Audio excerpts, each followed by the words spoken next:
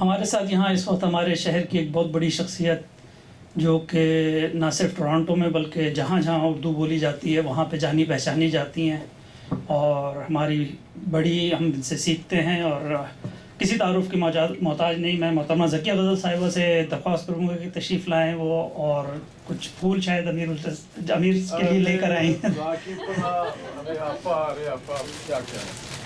بہت شکریہ, بہت شکریہ.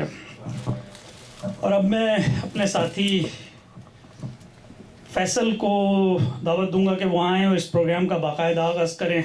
وہ آپ کو مزید ارباب قلم کے متعلق بتائیں گے. فیصل عظیم. بہت شکریہ جناب آپ سب لوگوں کا. آپ سب کو خوش آمدید. ارباب قلم کینیڈا کی طرف سے, ہمارے تمام ٹیم کی طرف سے. ارباب قلم کینیڈا, جیسے کہ جنید نے بتایا, ہم لوگوں نے اس کا باقاعدہ 2020 کے سمجھ لیں کووڈ سے کے لاک ڈاؤن سے ایک ہفتے پہلے ہم نے اس کا باقاعدہ پہلا پروگرام کرنے کی کوشش کی تھی. اور پروگرام اچھا تھا لیکن بہت محدود پیمانے پہ کیا تھا ہم نے, کیونکہ ہم لوگوں کا پہلا پروگرام تھا. ہمیں بہت سی چیزوں کا اندازہ نہیں تھا, مسائل کا تھا, جگہ کا تھا, سارا مسائل تھے. تو ہم لوگ اور بہت سے دوستوں کو ہم بلا بھی نہیں پائے, اور بہت سے دوستوں سے ہم نے کیونکہ ہم نے جو جس طرح دعوت دی وہ ہمارا طریقہ بھی کچھ اتنا اچھا نہیں تھا کہ ہم لوگوں نے ان کو بھیج تو دیا, اس کے بعد ہم لوگ فالو اپ نہیں کر پائے. تو اتنی اس زمانے میں کچھ ایسے مسائل تھے کہ ہم لوگ جس طریقے سے ہمیں کام کرنا چاہیے, جو ہم کرنا چاہتے تھے اس طرح ہم کر نہیں پائے. لیکن الحمدللہ وہ ہماری خود نوش سوانح عمری پر ہماری محفل تھی ڈاکٹر پرویز پروازی صاحب کے ساتھ, اور اچھی محفل رہی.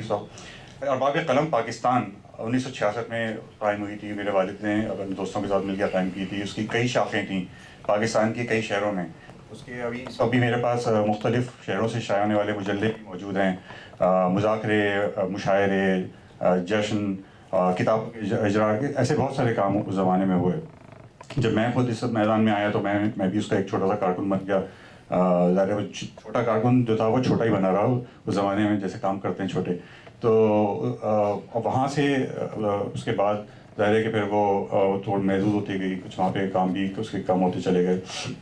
ہم نے یہاں پر ارباب قلم کے تحت کچھ کام کرنے کی کوشش کی. یہ سمجھ لیں کہ باضابطہ طریقے سے نہیں. مثال کے طور پہ 2 کتابوں کی تقاریب ہوئیں. شبنم صاحب کی کتابیں تھیں.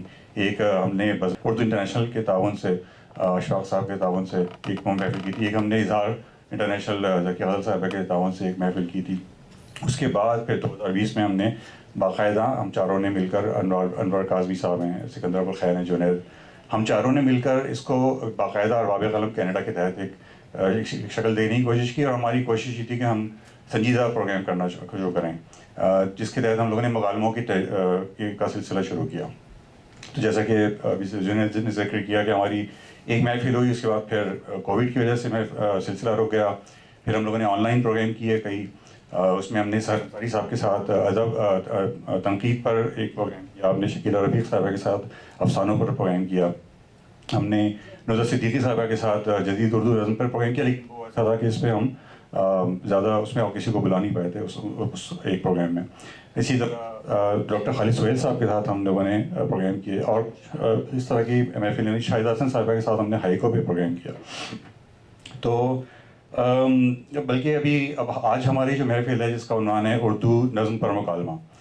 ابھی اردو نظم جو ہے یہ بظاہر تو سننے میں یہ موضوع آپ کو ایسا لگے گا کہ بالکل بہت ہی بنیادی سی بات ہے, اردو نظم کوئی نئی چیز نہیں ہے, نظم کوئی نئی چیز نہیں ہے. لیکن بہرحال اس پر بات ہوتی رہتی ہے. اب تو بلکہ میں ارباب قلم کے حوالے سے بات کروں کہ اس میں شروع کے زمانے میں ارباب قلم پاکستان نے باقاعدہ ایک نظمیہ مشاعرہ بھی کیا تھا. تو وہ اکثر ہم بات کرتے ہیں کہ نظمیہ مشاعرے نہیں ہوتے, تو ایسا نہیں ہے, ہوتے ہیں. اور بلکہ لاہور وغیرہ میں تو یقیناً اور پروگرام ہوتے رہے ہوں گے جن کا مجھے علم نہیں ہے. لیکن کراچی کی حد تک میں بتا سکتا ہوں کہ کسی زمانے میں, یعنی بہت پرانی بات ہے یہ, کہ وہاں پہ بھی نظمیہ مشاعرے ہوئے. تو امیر حسین جعفری صاحب, ان کو ظاہر آپ سب لوگ جانتے ہیں بہت اچھی طرح. خود نظم کے حوالے سے ان کا جو نام ہے, ان کا جو کام ہے, پھر ان کا جو خانوادہ ہے, ان کا آپ جانتے ہیں کہ ان کا جو ادبی خانوادہ ہے اس کا نظم سے کتنا گہرا تعلق ہے. تو نظم کے حوالے سے جب گفتگو کی بات آتی ہے تو ہمارے لیے بہت اچھا موقع ہے کہ ہم ایک ایسے شاعر سے گفتگو کریں جو کہ نظم پر نہ صرف نظمیں لکھتے ہیں بلکہ نظم کے حوالے سے اکثر گفتگو بھی کرتے ہیں, اور ان کی تنقیدی نظر بہت گہری ہے. تو لہٰذا امیر حسین جعفری صاحب کو خوش آمدید. اچھا, نظم جو ہے یہ ایک بہت بڑا موضوع ہے. بظاہر لگتا تو چھوٹی سا ہے, لیکن نظم ایک بہت بڑا موضوع ہے. اس میں بہت سارے پہلو ہیں اس کے. ہم لوگ ایک محفل میں اس کے تمام پہلوؤں کا احاطہ نہیں کر سکتے, ممکن نہیں ہے.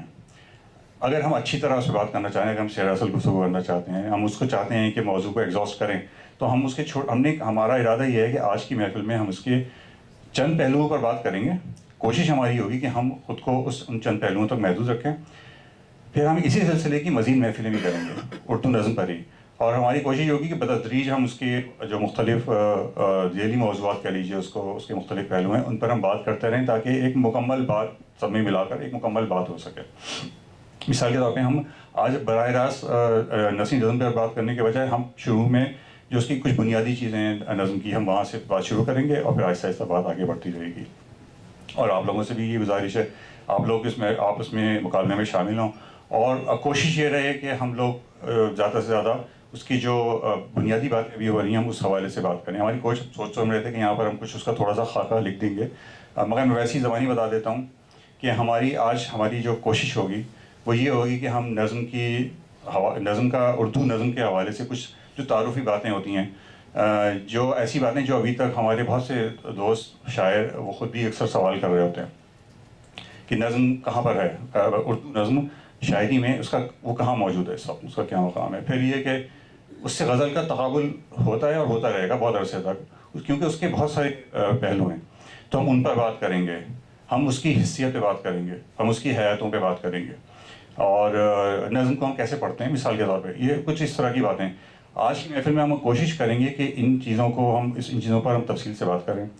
اگر آپ کو لگ رہا ہے کہ یہ بنیادی باتیں ہیں تو اس کی مثال میں آپ کو دوں کہ مثال کے طور پہ ہم لوگ جب لکھنا پڑھنا شروع کرتے ہیں الف بے سے شروع کرتے ہیں, لفظ بنانا سیکھتے ہیں, جملے بنانا سیکھتے ہیں. لیکن جب آپ کسی فلسفی کو پڑھیں گے, مثال کے طور پہ برٹرنڈ رسل نے اپنی کتاب ہے حقیقت المعانی, اس میں ایک پورا چیپٹر ہے جس میں اس نے بات کی ہے الفاظ کیسے بنتے ہیں, کیوں بنتے ہیں, الفاظ سے جملے کیسے بنتے ہیں, کیوں بنتے ہیں. ان جملوں میں جو یہ ہے ہمارے یہ 5 الفاظ کا جملہ ہے, تو وہ اس میں ان 5 الفاظ میں سے کس لفظ کی اہمیت ہے کس کی نہیں ہے. تو یہ بڑی عجیب سی بات ہے. آپ پہلی بار پڑھیں تو آپ کہتے ہیں یہ تو میں کیا پڑھ رہا ہوں, لیکن پھر آپ کو اندازہ ہوتا ہے کہ نہیں, یہ جو بنیادی باتیں ہیں اس میں کتنی ساری چیزیں تھیں جس پہ ہم سرسری گزر گئے. بس یہی وجہ ہے کہ آج ہماری کوشش ہے کہ ہم ان نظم کے حوالے سے ان بنیادی باتوں پر سرسری نہ بتیں, ان پہ ہم تھوڑی تفصیل سے بات کر سکیں اور ایسی بات کر سکیں کہ ہماری بات آگے بڑھے, اور اگلی جو ہماری محفل ہو اس میں ہم وہاں سے مزید آگے بڑھنے پڑے اور بھی یہ سلسلہ چلتا رہے. تو ظاہر ہے آپ لوگوں کا تعاون اس سلسلے میں چاہیے ہوگا. ہمارا طریقہ یہ ہوگا کہ ہم کوشش ہی کریں گے کہ ہم امیر بھائی جو ان سے کچھ سوال کرتے ہیں اور پھر ان سے جواب ہمیں ملے گا. ظاہر ہے ہمارے سامنے سارے پڑھے لکھے لوگ موجود ہیں, آپ لوگ اگر کچھ اضافہ کرنا چاہیں تو خوشی ہوگی. بس یہ ہے کہ ہماری کوشش یہ ہے کہ زیادہ سے زیادہ ہم کوشش کریں کہ ہم امیر جعفری سے ان کا موقف لینے کی کوشش کریں. اگر کوئی اختلافی نوٹ بھی ہے اور سوال بھی ہے تو دونوں جتنا مختصر ہوں گے اتنا ہمیں موقع ملے گا کہ ہم زیادہ سے زیادہ گفتگو کر سکیں. تو یہ اس کے ساتھ ہی پھر اب ہم شروع کرتے ہیں اپنا سلسلہ. تو جناب ایک بار پھر شکریہ, میں بیٹھ جاتا ہوں. بڑی نوازش. سب سے پہلی بات تو یہ کہ اتنے عرصے کے بعد اتنے سب لوگوں کو دیکھا, بہت اچھا لگا. تو وہ ایسا لگا کہ جیسے وہ بیچ میں جتنا عرصہ تھا وہ تو کہیں غائب ہو گیا. اور بالکل یہ ٹورانٹو اب جو ہے وہ ہمارا گاؤں بنتا جا رہا ہے, سچی بات یہ ہے. اور یہ بھی جو آج جس سلسلے کا آغاز کیا فیصل نے, ہمارے درمیان بہت عرصے سے گفتگو جاری تھی. اچھا, یہ جتنی بڑی بڑی محفلیں ہوتی ہیں جو ہم کتابوں کے ولیمے کرتے ہیں اور اس طرح کے کام کرتے ہیں, اور اس میں سنجیدہ گفتگو نہیں ہو پاتی. اچھا, پھر ایک جگہ کا ایمبیانس, ایک مزاج ہے, پھر بہت سی تحریکیں, بہت سے جو لوگوں کے اپنے ذاتی مفادات ہیں یا خود کو برانڈ کرنے کی کوشش ہوتی ہے, اس میں اسپرٹ کہیں جو ادب کیا وہ کہیں ختم ہو کے رہ جاتی ہے. یہ بڑا بنیادی ایشو ہے. संजीदा मकालमा कैसे होगा, यानी 500 की ऑडियंस हो या 10,000 लोग बैठे हों, तो वो एक एक्टर की तरह स्टेज से आपको अपना मिसरा थ्रो करना पड़ता है टाइमिंग के हवाले से, राइट। अच्छा, अब मुशायरा जो है वो एंटरटेनमेंट के करीब चला जाए, आपको परफॉर्म करना है और आपको इमरान प्रताप गढ़ी की तरह 6 लाख रुपया मुशायरे का देना। मैं और फैसल बहुत अरसे से या लाहौर में जितनी ज़िंदगी में गुजार के आया हूँ, टोरंटो से पहले और अब जब दोबारा गया, तो हम लोग भीड़ से दूर रहते हैं, कभी मुशायरा पढ़ने की कोशिश नहीं करते, ये जो तकदीम व ताख़ीर के मसाइल हैं इनसे दूर रहते हैं कि मुझे कहाँ पढ़ा दिया, ये क्या हो गया, मुझे आखिर में पढ़ना था या पहले। इससे दूर रह के हमने कोशिश की अंजुमन तरक्की पसंद मुसन्निफ़ीन के प्लेटफॉर्म से, हल्का अरबाब ज़ौक़ के प्लेटफॉर्म से, हमारा एक अपना फोरम है फरदा के नाम से, तो हम ये कोशिश करते थे कि कम लोग हों। जैसे आज मैं देख रहा हूँ कि हमारे पास ऑडियंस में तख्लीक कार ज़्यादा है, और सच्ची बात यह है, मैं चाहता भी यही था, क्योंकि हम आप सब, मैं आपका हिस्सा हूँ, हम एक कोशिश कर सकते हैं कि इस फ़िज़ा को तब्दील करें जिसमें एक गैर हकीकीपन सा दराया, बात आर्ट से कहीं दूर जा रही है। तो एक ऐसी फ़िज़ा, ये अब हमारा मुल्क है, हमें यहाँ पे रहना है, हमें इसकी फ़िज़ा को ऐसा बनाना है कि यहाँ पे शेर कहने को दिल चाहे, ना कि हम हिजरत का रोना रहें, हम दूर हैं, हमें वो शेरी फ़िज़ा हासिल नहीं है, वो चाय खाने नहीं है, वो मजलिसी अदब नहीं है, वो नहीं है, फ़लाँ नहीं है, नहीं। इसी तरह की ऑडियंस चाहिए, क्योंकि आप विजनरीज हैं, आप लीडर्स हैं। आप में से कॉलम लिखता है मुनीर साहब, फोरम उनका है, और यहाँ पे रशीद नदीम साहब हैं, हमारे सीनियर शायर वहाँ पे तशरीफ़ फरमा है, तो इनके पास शागिर्द आते हैं, तो वो एक फ़िज़ा की ज़रूरत है। दूसरी बात ये है जो आज हमने नज़्म का तय किया, मैं यूँ लिख के बात करता हूँ,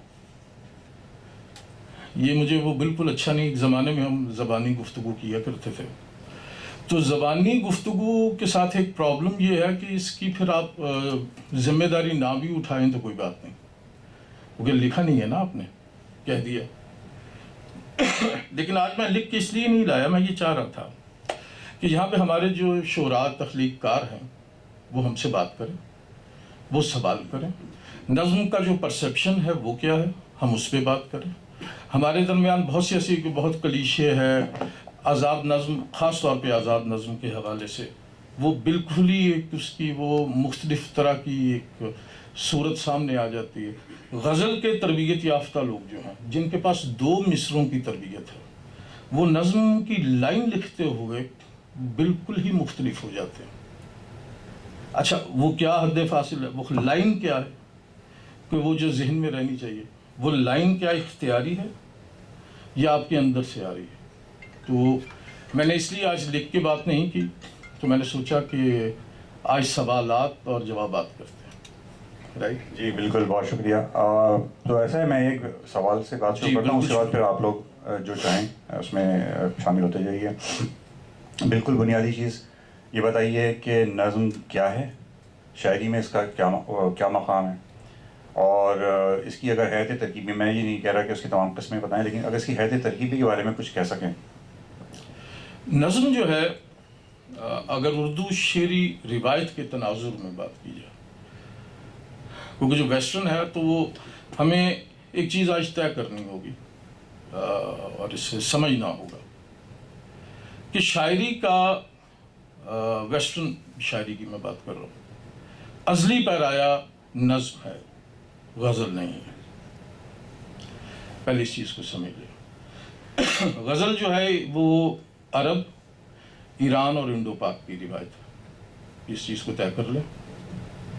और ये 2 व्यक्ति जो अरब की थी, कथा जिसे कहते हैं, वहाँ से चलती हुई ईरान में गई और इसने एक शक्ल एक्वायर कर ली, ये हो गई गज़ल। नज़्म हमारे यहाँ मौजूद थी, वो कसीदे की शक्ल में थी, رائٹ، مرثیے کی صورت میں تھی. قصیدہ جو ہے وہ یا مرثیہ جو ہے یہ بھی قصیدہ رسائیہ ہے، اور وہ مرثیے کی روایت وہ بھی ایک قصیدے کی ہے. تو مغرب میں جو شاعری کا ازلی پیرایا ہے وہ نظم ہے. اور میں ذاتی طور پہ سمجھتا ہوں ہمارے ہاں جو ہمارے گیت ہیں اور اس طرح کی چیزیں ہیں وہ بھی نظم کی ایک لوکل شکل تھی. اور اس میں گریجولی لیکن غزل جو ہے وہ مقبول صنف ہوئی یہاں پہ. کیوں؟ اور وہ بھی مقبول اس لیے ہوئی کہ اسے بڑے شاعر میسر آئے، بڑی میر جیسے شاعر آئے، غالب جیسے شاعر مل گئے اسے. تو لیکن نظم ایک جو ایک کینوس تھا، وہ ایک وسیع تر کینوس جو تھا وہ نظم ہی تھا. البتہ اردو شعری روایت میں جب نظم ہمارے سامنے آتی ہے تو وہ موضوعات کے اعتبار سے استثناء کے ساتھ وہ ویسے ہمیں اس میں کم لوگ. ہاں جدید موج نو کے بعد ایران میں جو ایک تحریک شروع ہوئی اور اسی دور میں اردو میں بھی ایک تحریک شروع ہوئی، تو اس سے جب جدید نظم کا آغاز ہوا تو پھر موضوعات اس میں در ہے. تو ہمارے ہاں جو نظم ہے اس کی یہ شکلیں ہیں، اور اس کے اجزائے ترکیبی جو ہیں وہ ایک سیٹ سا فارمیٹ تھا، اس کا وہ فکس تھا. کچھ لوگوں نے کوشش کی کہ اس میں کچھ جدت لائیں. مثنوی ایک شکل ہے اس کی، وہ بھی نظم ہی ہے. مرثیہ ہے، پھر آگے اس کے مختلف حیتیں آ جاتی ہیں، اوزان کی تقسیم آ جاتی ہے، محمد آ جاتے ہیں، مسمت آ جاتی ہے، مسمن ہے اس میں. کسی کے 8 ارکان ہے، کسی کے 6 5، وہ اس طرح سے چلتا جو ہے نا وہ سلسلہ جو رہا. لیکن اس کی جو ایک پرانی شکل ہے جو ہمیں جو اقبال تک اگر ہم رکیں تو، اور پھر اس کا دوسرا دور شروع ہوتا ہے جو 1932 کے بعد شروع ہوتا ہے. اور میں یہ سمجھتا ہوں کہ اقبال کنٹینٹ کے اعتبار سے جدید تھے مگر حیت کے اعتبار سے روایتی شاعر تھے.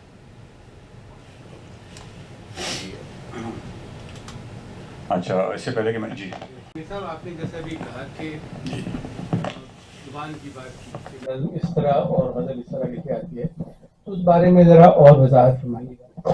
ان دونوں میں زبان کے اعتبار سے کیا چیز مختلف ہے اور کیا مشترک ہے؟ اصل میں غزل زبان تو وہی ہے جو ہم اردو میں شعر کہہ رہے ہیں. سوال تو یہ ہے کہ اس کا استعمال کیا ہے. اسی لفظ کی معنویت، آپ اس کا برتاؤ جو ہے اس کا مفہوم تبدیل کر دیتے ہیں. ادب میں ایک بڑی اہم چیز ہے کہ جو اصطلاحات ہیں یا لفظیات ہیں اس کے کنٹینٹ میں جو اضافہ ہوتا ہے وقت گزرنے کے ساتھ ساتھ. یعنی کلاسک کی بہت سی تعریفیں ہیں، ان میں سے کلاسیکی شاعر کی ایک تعریف یہ بھی ہے کہ وہ شاعر جو ہے نہ صرف نئی شعری زبان تخلیق کرے بلکہ جو موجود زبان ہے اس کے مفاہیم میں بھی اضافہ کرے، اور وہ جو اس کا تھاٹ پروسیس ہے اس حوالے سے ایک نئی زبان تخلیق بھی کرے. تو غزل کی زبان تو وہی ہے جو نظم کی زبان ہے، لیکن غزل کی جو روایتی ڈیفینیشن ہے وہ آج کے دور میں وہ بڑا کچھ ریڈیکلس سی لگتی ہے. مثلا آپ عورتوں سے بات چیت کر رہے ہیں، اس کی بنیادی مطلب تو یہی تھا. مثلا آپ یوسفی صاحب کی اگر شرح لے تو وہ کہتے ہیں کہ یہ کیا پرائی بہو بیٹیوں کے بارے میں منصوبہ بندی ہے. بھائی یہ کیا، زندگی بہت آگے بڑھ چکی، یہیں تک محدود رکھیں گے. اس میں موضوعات کا اضافہ ہو گیا. نئی زندگی نے مجھ کو نئے غم عطا کیے ہیں، مجھے کیا سنا رہے ہو یہ حکایتیں پرانی. احمد مشتاق کا شعر. اچھا، زندگی جیسے ہی تبدیل ہوئی. اچھا، اب یہ لائن جو ہے کہ آپ نے غزل کو کہاں تک محدود رکھنا. میں یہ ابھی یہ سے میں ذرا اس سے میں ایسے نہیں کہہ رہا، بہت بڑے بڑے شعراء موجود ہیں، غزل میں بہت بڑے مضامین بھی موجود ہیں، لیکن میر اب میں وہ اختلافی بات کرنے لگا ہو سکتا ہے کچھ لوگ ناراض ہو جائیں. آج کے عہد میں میر مکمل میر نہیں پڑھا جا سکتا، ہمیں اس کا انتخاب پڑھنا ہوگا. قادر الکلامی اپنی جگہ رائٹ، وہ بہت قادر الکلام ہے، بہت بڑا شاعر ہے. تو سوال یہ نہیں ہے کہ اگر ہم میر جیسے شاعر کے بارے میں یہ کہہ رہے ہیں کہ ہم وہ اب تمکلیات میر جو ہیں وہ ریلیونٹ نہیں ہیں، اس کا ایک حصہ بہت باکمال ایک استاد کی حیثیت ہے، ہمارے نصاب کا درجہ ہے۔ غالب بھی آج کے عہد میں ہم مکمل اس طرح سے انجوائے نہیں کر سکتے، زندگی بدل چکی ہے۔ اچھا، جب ہم ان لوگوں کو ڈال دیتے ہیں اور اسے گلوریفائی کرتے ہیں تو ہم اسے غزل کو گلوریفائی کرتے ہیں، وہ زمانے کے موضوعات تھے۔ تو دیکھنا یہ ہے کہ اچھا پھر یہ جو آپ کا سوال ہے، غزل کی خاص ٹریننگ ہے، اس میں رائمنگ ہے، نظم، اچھا 2 مصروں میں ایک ہی اکائی ہے۔ نظم جو ہے وہ ایک کلیت کو سوچنا ہے، ایک ٹوٹیلٹی کو سوچنا ہے۔ اچھا، اب کیونکہ این ممکن ہے آج ہم تھوڑی بہت آزاد نظم پہ بھی گفتگو کر لیں یا آئندہ سیشنز میں بھی کر لیں، تو وہ اس کی بنت جو ہے وہ مختلف ہے غزل کی مصرے کی بنت سے۔ غزل کی طرح رکھ کے میں نے دیکھا بہت سی نظمیں کہ ایک صاحب لکھتے ہیں کہ نظم میں دکھائی کچھ نہیں دیتا، ساتھ ہی دوسرا مصرع آ گیا سجھائی کچھ نہیں دیتا۔ اچھا، پوائنٹ کو ہیمر کرنا، ایگزیجریٹ کرنا، مبالغہ ڈیفینیٹلی شعر کا حسن ہے کسی حد تک۔ جیسے انیس کہتے ہیں خود نہر الکما کے بھی سوکھے ہوئے تھے لب، خیمے جو صاحبوں کے تھے تپتے تھے سب کے سب، گر آنکھ سے نکل کر ٹھہر جائے راہ میں، پڑ جائیں لاکھ آبلے پائے نگاہ میں۔ اب یہ مبالغہ ہے لیکن یہ حسن ہے اس شعر کا۔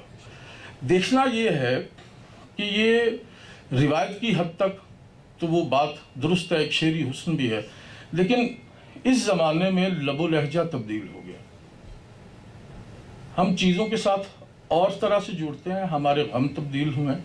تو غزل کی ایک تو جو ازلی روایتی تعریف ہے، ہمارے پاس جدید ہیں، وہ لمبی لمبی بحروں میں لکھا جاتا ہے، وہ دستیاب مضامین میں وہ شعر کہے جاتے ہیں، تو اس میں بیک وقت ہم قادر الکلامی کی داد دے رہے ہوتے ہیں، لیکن دیکھنا یہ ہے کہ آپ نے معنی کیا شکار کیا۔ شاعری معنی آفرینی کا نام ہے، نظم ہو کہ غزل ہو، کچھ بھی ہو معنی آفرینی ہونی چاہیے۔ لیکن غزل کی روایتی جو شاعری ہے اس میں ہمارے پاس جدید اور جدید تر وین جو ہے نا وہ کم دستیاب ہے۔ ہمارے پاس مصطفی غالب سے بڑا شاعر ہے۔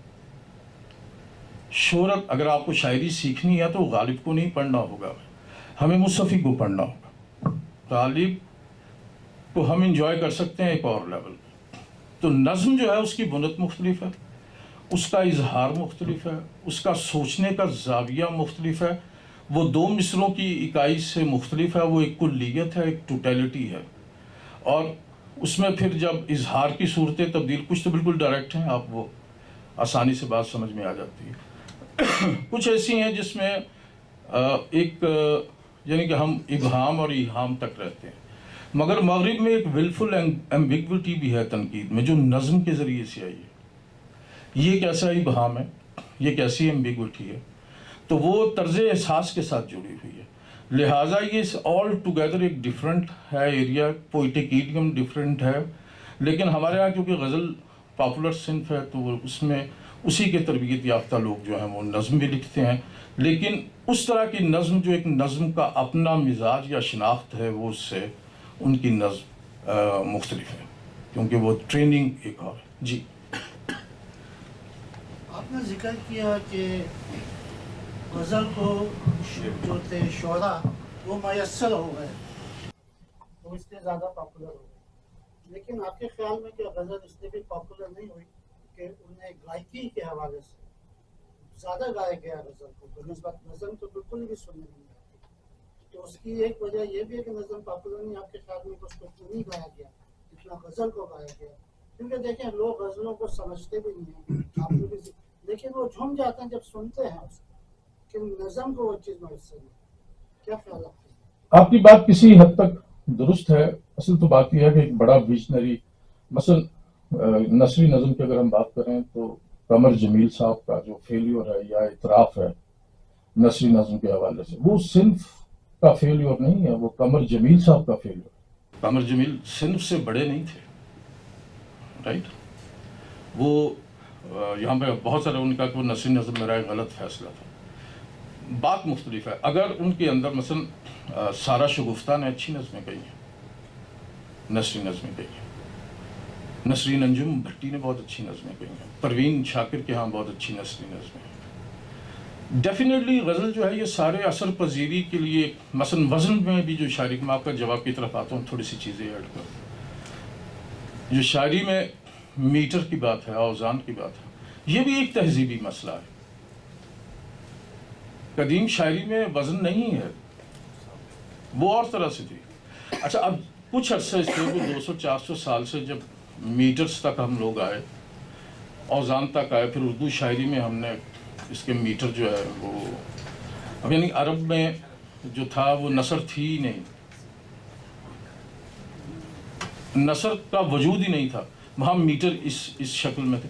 अच्छा, हम तक आते आते, अजम तक आते आते, नॉन अरब्स तक आते आते इसकी बहुत सी शक्लें हैं, लेकिन मीटर भी जो है एक ये तहजीबी और शायरी में जो असर पजीरी के लिए गायकी, क्योंकि हमारे यहाँ एक ख़ास ट्रेडिशन थी। बहुत शुक्रिया मुझे बाबा अब बिशारत रेहान साहब, हजूर बड़ी नवाजिश, बड़ी नवाजिश, बड़ी नवाजिश, बहुत नवाजिश।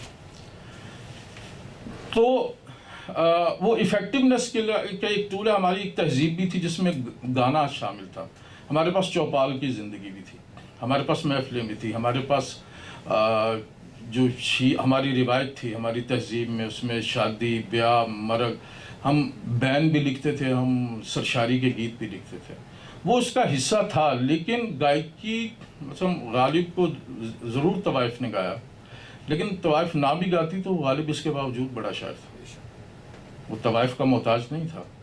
हाँ, उनके लिए वो एक था। तो गायकी किसी लेवल पे, हाँ, आज़ाद नज़्म के हवाले से आप कह सकते हैं कि नून मीम राशिद को ज़िया मुहीउद्दीन मैसर आ गया। राशिद बहुत अच्छे शायर थे, पायनियर्स में से हैं, लेकिन अगर आज के दौर में हम देखें तो राशिद उस नज़्म बहुत आगे चली गई। हसन कूज़ागर एक मिसाल है, इस जैसी नज़में नून मीम राशिद के यहाँ 8 से 10 हैं। मीरा जी भी पायनियर्स में से थे, उनकी एक ही चीज़ गाई गई, वो बहुत पॉपुलर हुई, नाजिया हसन ने गाई, तेरे कदमों को चूमूंगा मुझे तू पास आने दे। ये असल में मीरा जी की लिखी हुई है, लेकिन इसके गायकी के बगैर भी इन दोनों शोरा ने शोहरत हासिल की। हाँ, राशिद साहब को ये एक ज़िया मुहीउद्दीन किसी लेवल पर नज़्म को मुतारिफ़ कराने में कामयाब हुए, लेकिन फैज़ की और बहुत सारे लोग जब नहीं भी गाए गए थे, अदबी हलकों में संजीदा कारईन तक वो पहुँच जाती है। डेफिनेटली गायकी एक रोल प्ले करती है, लेकिन ज़रूरी नहीं कि हमेशा रोल प्ले करे। मेरे वालिद की शायरी गाई गई है, उस्ताद नज़र हुसैन ने कुछ धुनें बनाई थी, हामिद अली ख़ान वगैरह ने गाई भी थी, लेकिन गायकी के साथ उनकी वो मकबूलियत या उनकी शायरी को जो एतबार हासिल हुआ। देखिए, ये जो है ना शोहरत, ये अब मुझ पे लेफ़्ट का इल्ज़ाम अगर ना लगाएं तो मैं इस जाविये से जवाब दे दूँ। आप वैसे भी लगाएंगे वो तो है ही।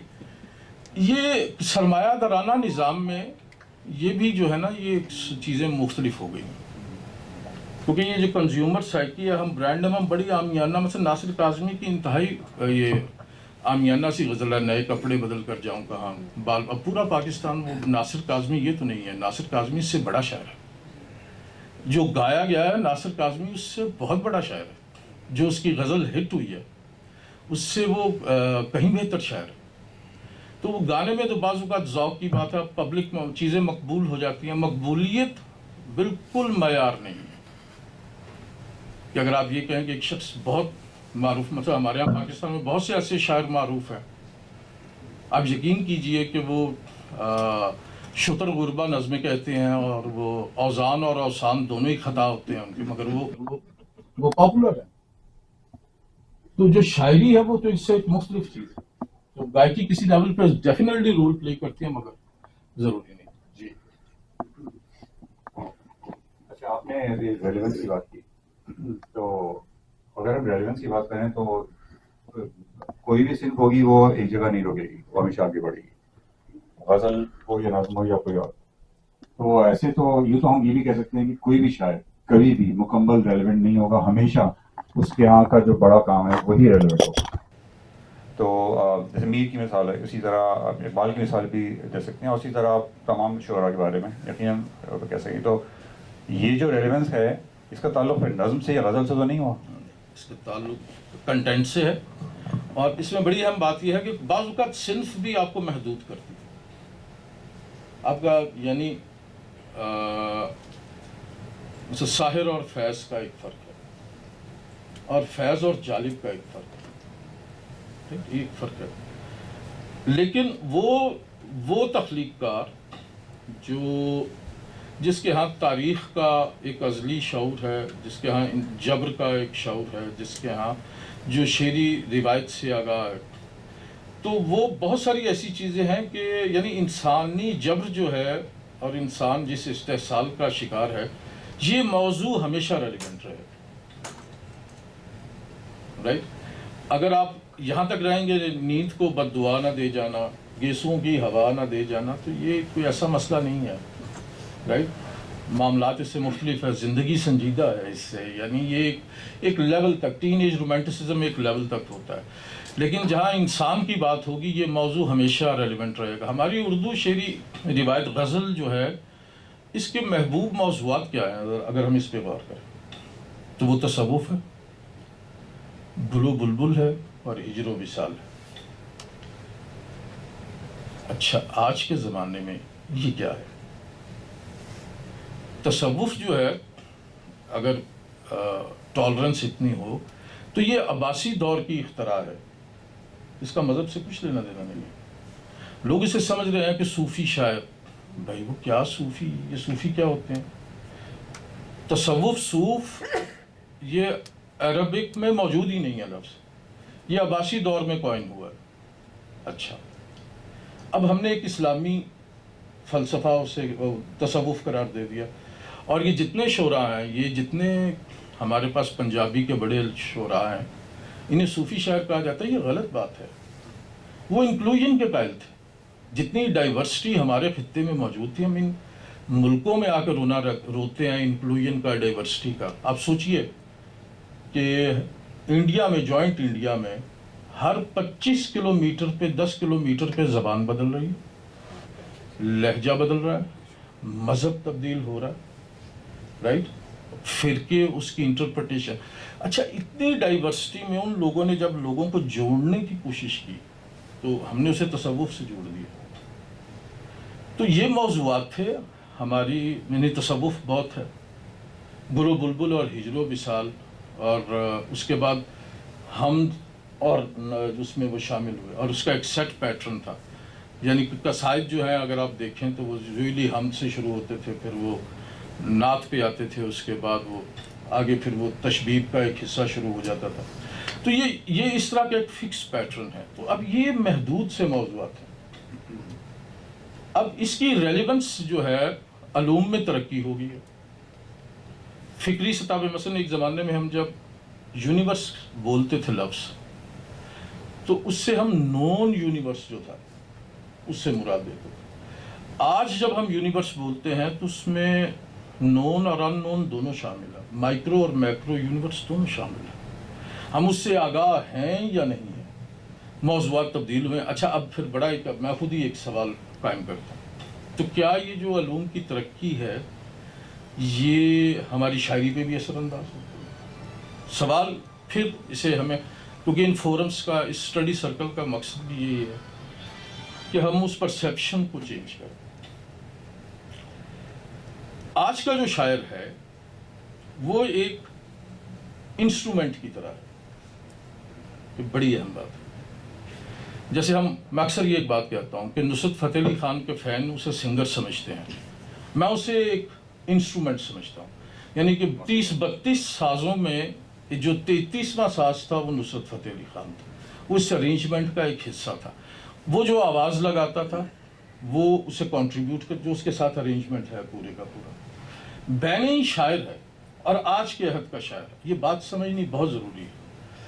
جس کے پاس ایک آگاہی ہے، ایک اویئرنیس ہے، وہ سینسٹائزڈ ہے، وہ جدید علوم سے آگاہ ہے، سب کچھ ہے. تو کیا وہ جدید علوم یہ سب جو اس میں شامل کریں گے؟ یہ بڑا اہم حصہ ہے اس کا. نہیں، سوال مختلف ہے. یہ سب کچھ اس کے اندر ہے، لیکن شاعری کا ایک منصب ہے، وہ ہمیں نہیں بھولنا. اور شاعری سے کچھ مطالبات ہیں قاری کے اور کچھ سامع کے. اچھا، شاعری کا منصب، ازلی منصب ہے کیا؟ یہ مجلس کی چیز ہے. شاعری کی بہت سی ڈیفینیشنز ہیں. مثلا ایک ڈیفینیشن یہ ہے کہ poetry is recollection of thought in this state of emotions. Okay. دوسری ہے recollection of thought in the state of tranquillity. میں ایک اور تعریف کے ساتھ، وہ مجھے ذاتی طور پہ پسند ہے، میں یہ سمجھتا ہوں کہ پوئٹری از اے سب لائن سانگ. اگر وہ سب لائن نہیں ہے تو اس کا وہ اپنے منصب سے کہیں نیچے ہے، اسے ریڈیبل ہونا چاہیے. ہم یہ دیکھتے ہیں، بلکہ آپ کے، میں نے جو سوال نامہ بھی میری نظر سے گزرا اس میں میں نے دیکھا بھی ہے کہ جدید شاعری میں مختلف ہونے کے لیے ایک کھردرا پن اس میں شامل کیا جاتا ہے، اس میں علوم شامل کیے جاتے ہیں. پیٹر شارٹ ایک یورپین شاعر تھا، یہ وہ تھا جس نے رسول حمزہ توف کی نظم سرکہ کی تھی کہ اگر تم سے 100 لوگوں نے محبت کی ہے تو ان میں سے ایک رسول حمزہ توف ہوگا. بڑی معروف نظم. اب وہ اس کے بارے میں وہ بڑی بین الاقوامی سی شاعری کرتا تھا. انہوں نے کہا کہ بھائی آپ یونائٹڈ نیشنز کے شاعر ہیں، آپ شاعری کیجئے، آپ پوری دنیا کے مسائل اس میں گھسا رہے ہیں. آپ شاعری یہ نہیں ہے کہ آپ کو ایک بہت پڑھا لکھا آدمی تسلیم کیا جائے، بہت آگاہ آدمی تسلیم کیا جائے. نہیں، شاعری کا ایک منصب ہے. وہ مجید امجد کا ہے کہ تم پھر نہ آ سکو گے، بتانا تو تھا مجھے، ہیں تم پھر نہ آ سکو گے، بتانا تو تھا مجھے، تم دور جا کے بس گئے، میں ڈھونڈتا پھر. رائٹ. اچھا، اب شعر یہ ہے، دل سے نکلا. کدا کدا تیری یادیں، صبح صبح تیرا غم، تیرے خیال کے پہلو سے اٹھ کے جب دیکھا، مہک رہا تھا زمانے میں چار سو تیرا غم. اب اس میں ایک بڑا شعر آئے گا. غبارے رنگ میں رس ڈھونڈتی کرن تیری دھن. غبارے رنگ میں رس ڈھونڈتی کرن تیری دھن، گرفتے سنگ میں بل کھاتی آب جو تیرا غم. اب یہ شاعری کا ایک منصب ہے. اگر یہ سب لائن ہوگی، اسے انجوائے کرنا ہے ہمیں. لیکن جیسے میں نے کہا کہ ایک شاعر جو ہے وہ انسٹرومنٹ کی طرح ہے. اس کے اندر یہ ٹریننگ یہ نہیں کہ آپ خانہ خانہ بانٹ کے اور ایک شعوری کوشش کے ساتھ، ایک آورت کے ساتھ آپ یہ ایفرٹ کریں.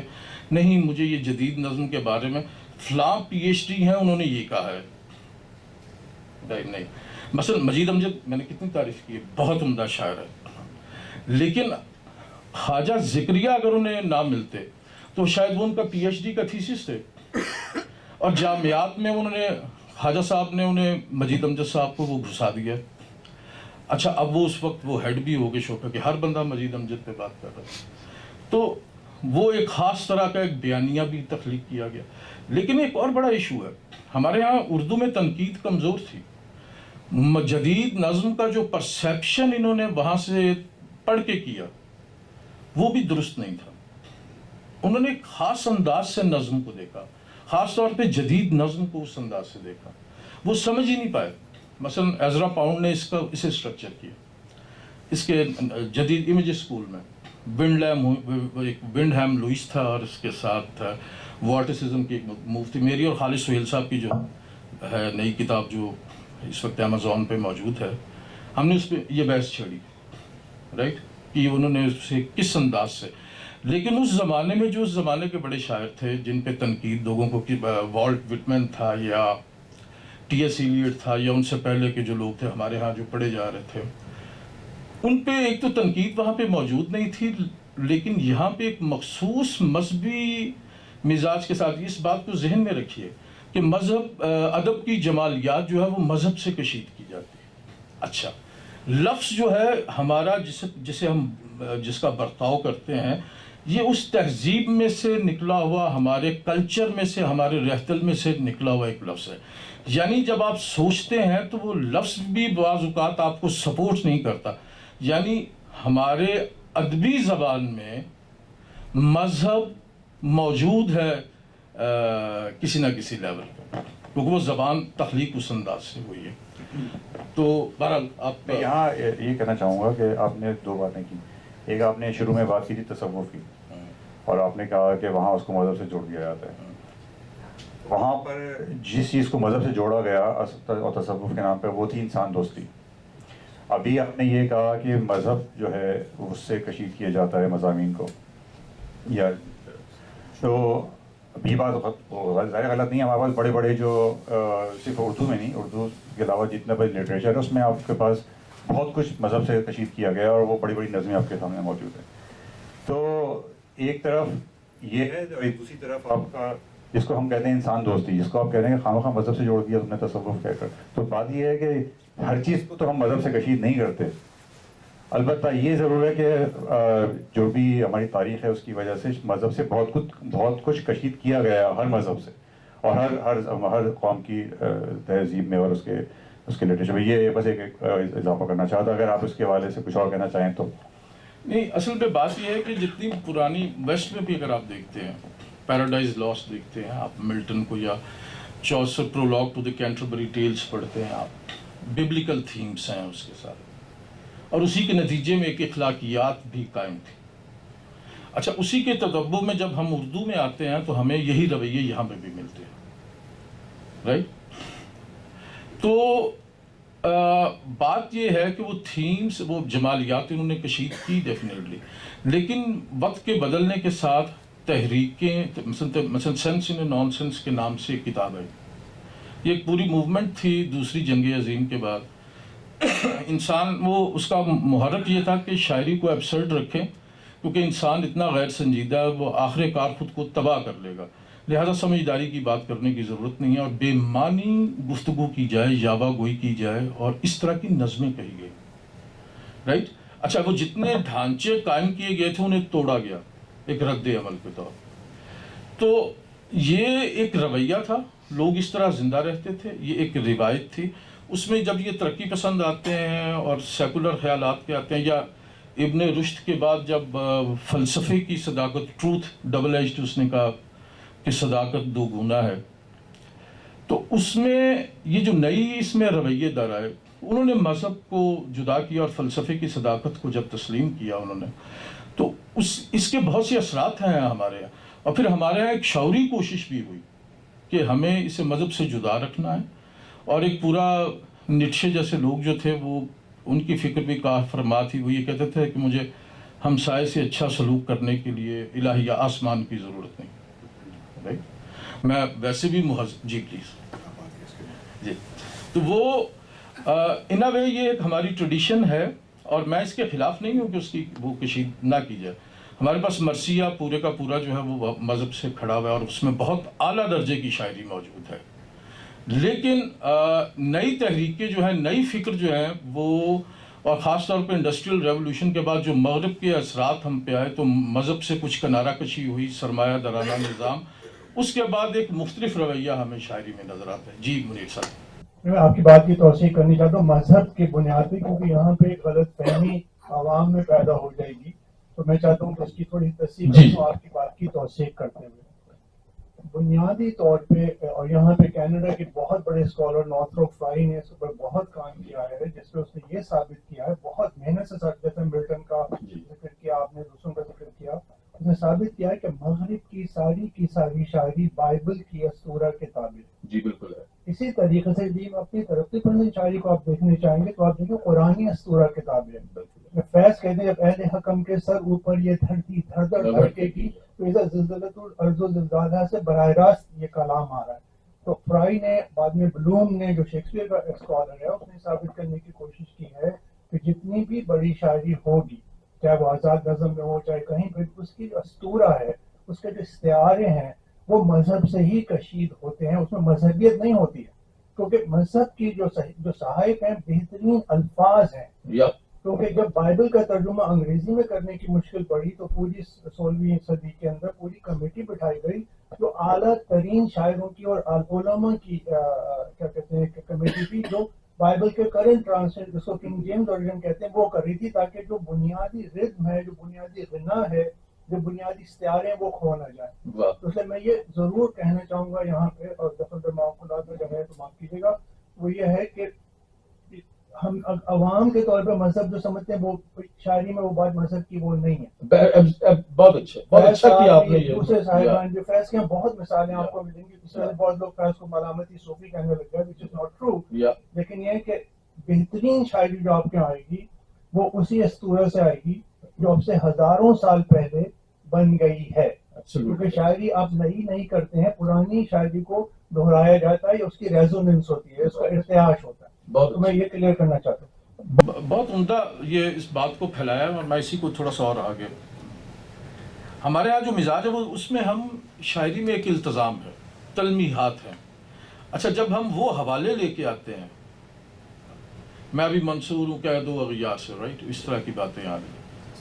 اور فیض صاحب کے ہاں, فراز صاحب کے ہاں ذکر اس غیرت مریم کا جب آتا ہے فراز, گھنٹیاں بجتی ہیں لفظوں کے کلیساؤں میں.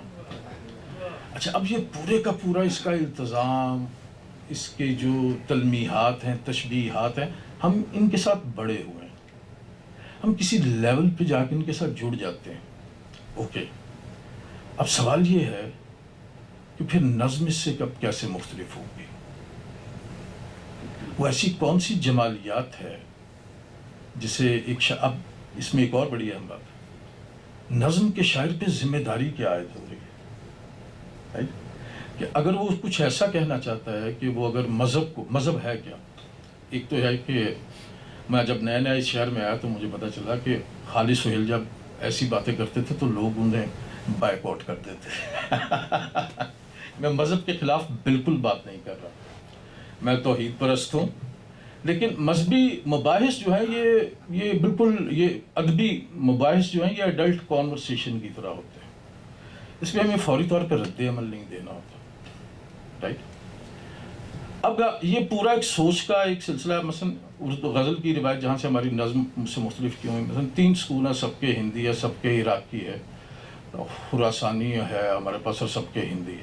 پاپولر ترین جو ہے وہ لاسٹ ہے, سب کے ہندی. اب یہ شاعری جب بھی ہوگی پہلے مصرے میں دعویٰ ہوگا, دوسرے میں دلیل ہوگی. چمن میں گل نے جو کل دعویٰ جمال کیا, جمال یار نے منہ اس کا خوب لال کیا. اب ایک دعویٰ اور ایک دلیل ہے. آپ پوری روایت اردو نکال کے دیکھ لیجئے, سراج اورنگ آبادی سے شروع ہو جائیے اور آخری شاعر تک آ جائیے, دعویٰ دلیل, دعویٰ دلیل, دعویٰ دلیل. اس سے باہر غالب ہو, میر ہو, مصطفی ہو, یہ بے دل ہو, بہت بڑا شاعر ہے بے دل, 80,000 سے زیادہ اشعار لکھے ہیں, اور اس میں کمتر درجے کے اشعار ہے ہی نہیں. ایسا شاعر ملتا ہی نہیں آپ کو اردو اور فارسی شعری روایت میں, اتنا بڑا شاعر ہے بے دل. لیکن یہ ایریا یہی ہے, ایک مصرے میں دعویٰ ہے, دوسرے میں دلیل ہے. نظم کا شاعر اس سے مختلف ہے آل ٹوگیدر. مثلا وہ بات شروع کرتا ہے,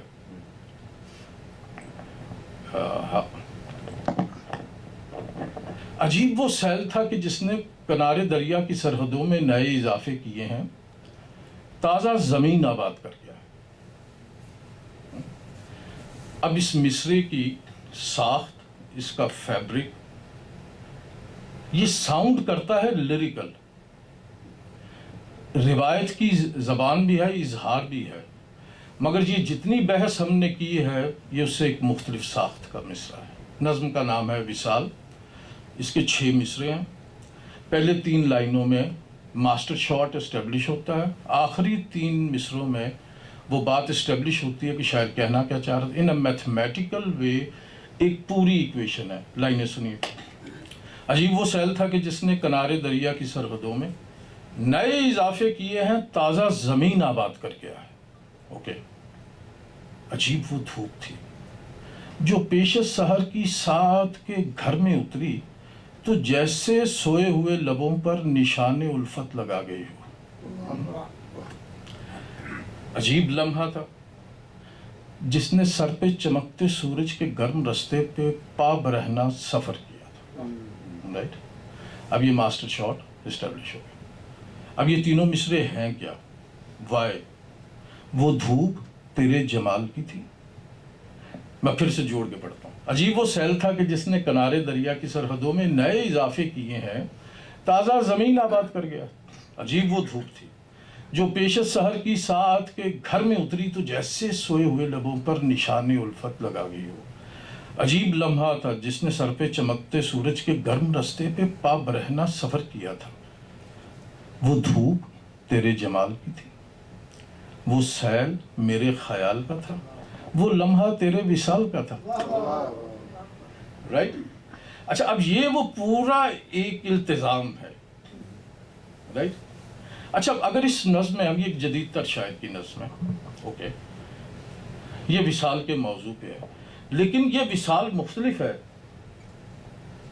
राइट? जो हमारे पास विसाल, अच्छा हमारे यहाँ बहुत से शुरा ऐसे हैं जो विसाल के मानी नहीं जानते। मैं माजरत के साथ, मैं कोई इंटेलिजेंस नहीं, किसी की इंसल्ट कर रहा, विसाल या हिजर के मानी नहीं जानते, मैं माफ़ी चाहता हूँ।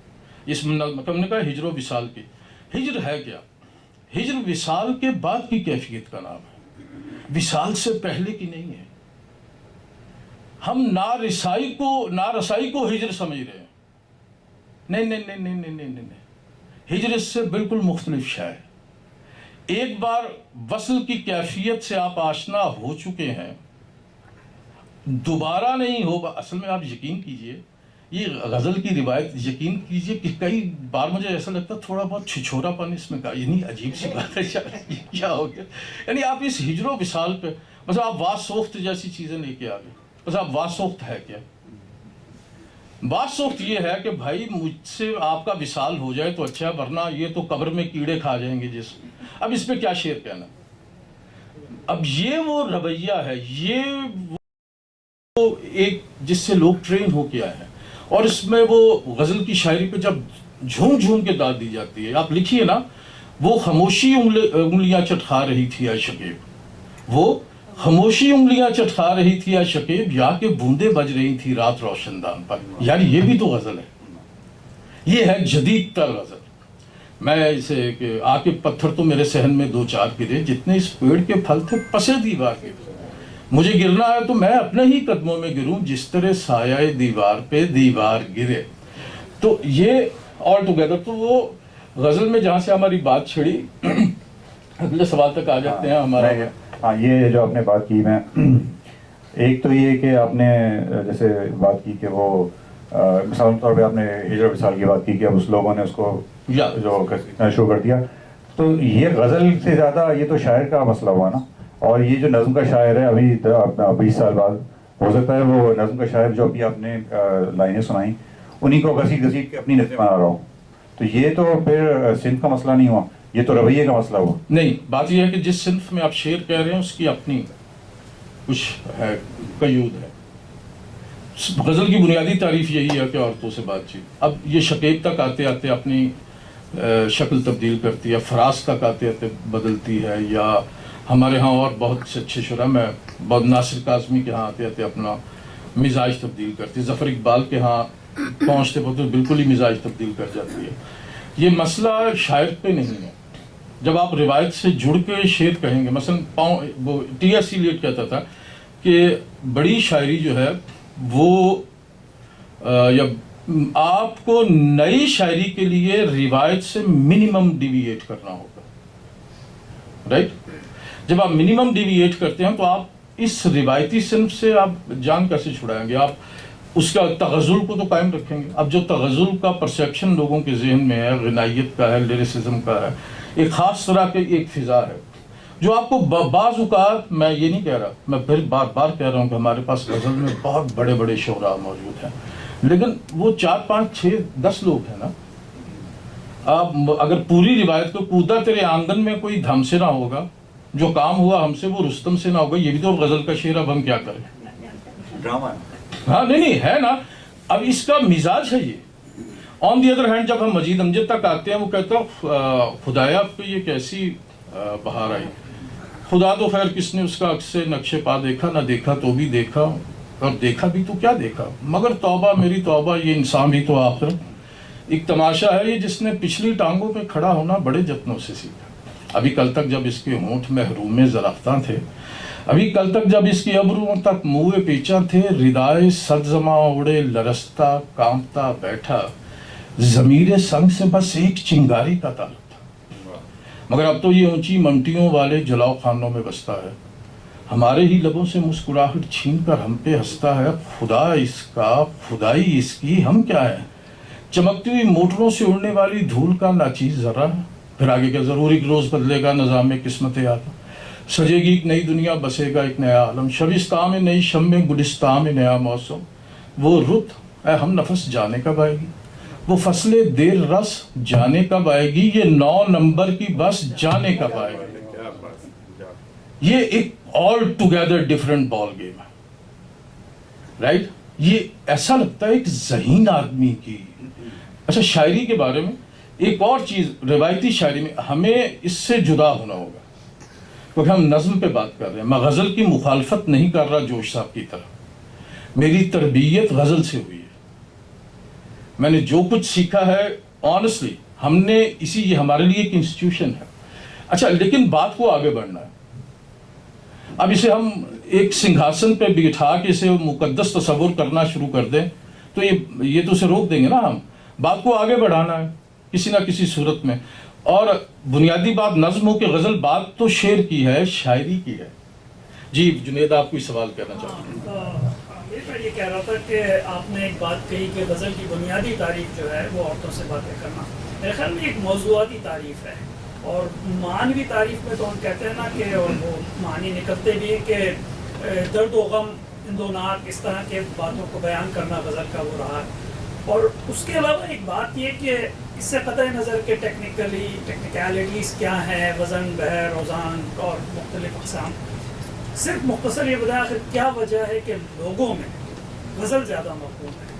ایک عام آدمی جو کہ ان ٹیکنیکلٹیز سے واقف نہیں ہے، وہ سنتا ہے اور وہ غزل کو اپریشیٹ کرتا ہے۔ لوگوں سے مراد آپ انڈو پاک کے لوگ؟ عام لوگ، مطلب سارے جس چیز کے مطلب غزل جی، میں گزارش کرتا ہوں، بات یہ ہے کہ یہ انڈو پاک کی ہی صنف ہے، لیکن دنیا میں نظم کہی جاتی ہے، وہاں غزل نہیں کہی جاتی۔ غزل عرب اور فارس سے جی ہاں، ہمارے پاس آ گئی، اور اب ہمارے ہاں زیادہ انڈو پاک میں یہ زیادہ مقبول ہے، یعنی یہ جو اس میں جتنی اردو، خاص طور پہ ہم اگر اردو کی بات کریں تو اس میں کتنے فیصد، پاکستان میں تو 7% کی زبان ہے، رائٹ، لیکن 62% آف پاکستان، پنجاب جو ہے وہ اس کے بڑے شاعر غزل ہی کہتے ہیں، اس میں کوئی شبہ نہیں ہے، لیکن یہ اس خطے کی زبان ہے۔ لوگوں میں مقبول سے، لوگوں سے مراد ہم پوری دنیا کو نہیں لے سکتے، پوری دنیا میں آج کا آدمی پڑھا لکھا آدمی ہے، اس کی نیٹ تک رسائی ہے۔ بیک وقت آج کل میں بہت سے دیکھ رہا ہوں نیٹ پہ شعراء کے ترجمے مختلف زبانوں میں ترجمے ہو رہے ہیں، اور وہ زیادہ تر نظم کے شعراء ہیں، کیونکہ غزل میں اچھا آپ کے بات سے ایک بڑی اچھی بات نکلے، جو شاعری ترجمہ ہوتی ہے جب دوسری زبان میں آتی ہے، رائٹ، تو بڑا ایک عجیب کھیل ہوتا ہے۔ بہت ساری شاعری، اردو شاعری انگریزی میں یا کسی اور زبان میں ترجمہ ہو کے وہ اپنے حسن سے محروم ہو جاتی ہے، یعنی غزل کا ایک مزاج ہے، ایسے ہم تراکیب، بس اب قادر الکلام شاید دام ہر موج میں ہے ہلکا صدقہ میں نہنگ، مرزا نوشا کا کمال شعر ہے، دیکھیں کیا گزرے ہے قطرے پہ گہر ہونے تک۔ اچھا، اب یہ دام ہر موج میں ہے ہلکا صدقہ میں نہنگ، جیب، ہماری جیب کو اب حاجت رفو کیا ہے، غریباں، آپ انہیں ٹرانسلیٹ کیجئے انگریزی میں، ہوتا کیا ہے، ترجمہ وزڈم ہوتی ہے، وزڈم ہوگی نا ٹرانسلیٹ، لیکن نظم کے ساتھ یہ ہے کہ جب آپ اسے ٹرانسلیٹ کرتے ہیں وہ ایک کلیت وہ اس میں ترجمہ کرنے میں آپ کامیاب ہو جاتے ہیں۔ تمام نظمیں نہیں، انتہائی بیہودہ نظمیں بھی لکھی جاتی ہیں، اور بالکل اس معیار کی بھی نہیں ہوتی کہ وہ ریڈیبل بھی نہیں ہوتی، لیکن وہ ہر طرح کے غزل اور نظمیں موجود ہے۔ لوگوں میں پاپولیرٹی کی وجہ یہ ہے کہ یہ خاص تہذیب ہے، ہمارے پاس ایک نوسٹیلجیا ہے، ہم اس روایت، ہمارے پاس موجود شعری روایت یہ تھی، نظم جو ہمارے پاس روایتی تھی اس میں بھی ہمارے پاس شعراء موجود تھے۔ یہ کھیل شروع ہوتا ہے 1935-32 کے بعد سے، जब हमने बाहर से बारो की ये मॉडल, राइट, और ये आज़ाद तलाज़मे की शायरी बोरोड मॉडल है, हमने औज़ान भी वहाँ से किसी हद तक लेने की कोशिश की, लोकल औज़ान के साथ हमने उस नज़्म को ब्लेंड किया इसके साथ, और हमने एक नई नज़्म की एक शक्ल बनाई जो कि मैं समझता हूँ इक्वली पॉपुलर है। अब नज़्म भी लिखी जा रही है, गज़ल भी कही जा रही है। बुनियादी सवाल और है कि अगर आप गज़ल में उस तरह से शेर कह सकते हैं जैसे नज़्म निगार कहते हैं, तो गज़ल बहुत अहम सिंफ है। मैं ये नहीं कह रहा कि मैं उसकी बहुत no no no no no no उसमें बहुत गालिब ने आखिरी उम्र में अब्र क्या चीज़ है, हवा क्या है, सब्ज़ा और गुल कहाँ से आते हैं, इस तरह से सोचना शुरू कर दिया। तो वो अप्रोच उन्होंने अपनी चेंज की, राइट। और वो इस तरह की जो शायरी थी, दारो हरम आईना तकरार तमन्ना, वामानदगी ये शौक़ तराशे है पनाए, कागज़ी है पैरहन हर तस्वीर, वो इस तरह की वो चीज़ें जो हैं उनके यहाँ वो पहले वो मौजूद थी, लेकिन अब वो इस तरफ भी इस तरह की चीज़ें भी उनके यहाँ आने लग गई। लेकिन वो अपने मिजाज के हाथों, मिजाज एक जो हमारा मौजू है, गज़ल एक ख़ास हद तक आपको रखती है। मौत एक मांदगी का वक्फा है, यानी आगे चलेंगे दम लेकर। तो मैंने जैसे कहा कि गुलो बुलबुल हिजरो विसाल तसव्वुफ और ये इस तरह के मौज़ूआत ही थे। इस खित्ते के लोग इस तहजीब के साथ रेज हुए और उनका जो शहरी ज़ौक़ है, उनकी जो एस्थेटिक है वो इस तरह की है। हाँ, एक और बहुत अहम बात में, जिस शेर को हम रद्द करते हैं, जो गैर मकबूल होते हैं, बाज़ औक़ात उसकी वजह ये नहीं होती कि वो इस काबिल नहीं थी शायरी कि उसे मुस्तरद कर दिया जाए, लोगों की एस्थेटिक अकोमोडेटिंग नहीं होती। मसलन आप कबल मसीह की, तूफू की, सूबू की और इस तरह के जो लोग हैं, कन्फ्यूशस की, इन लोगों की शायरी पढ़े, ऐसी उम्दा नज़में कही हैं उन्होंने कि सुभान अल्लाह। अच्छा, अगर हम आज उन्हें रिजेक्ट कर रहे हैं तो उसका सबब ये है कि हम ख़ास तरह की शायरी, हम जिसमें नगमगी हो, राइट, लिरिकल हो, लोगों तक पहुंच सके हमारी बात, हमारा ज़ौक़ ये है, राइट। उसकी नज़्म है सुनहरी घंटियाँ, गालबन तूफू नाम है उसका, कबल मसीह का शायर था।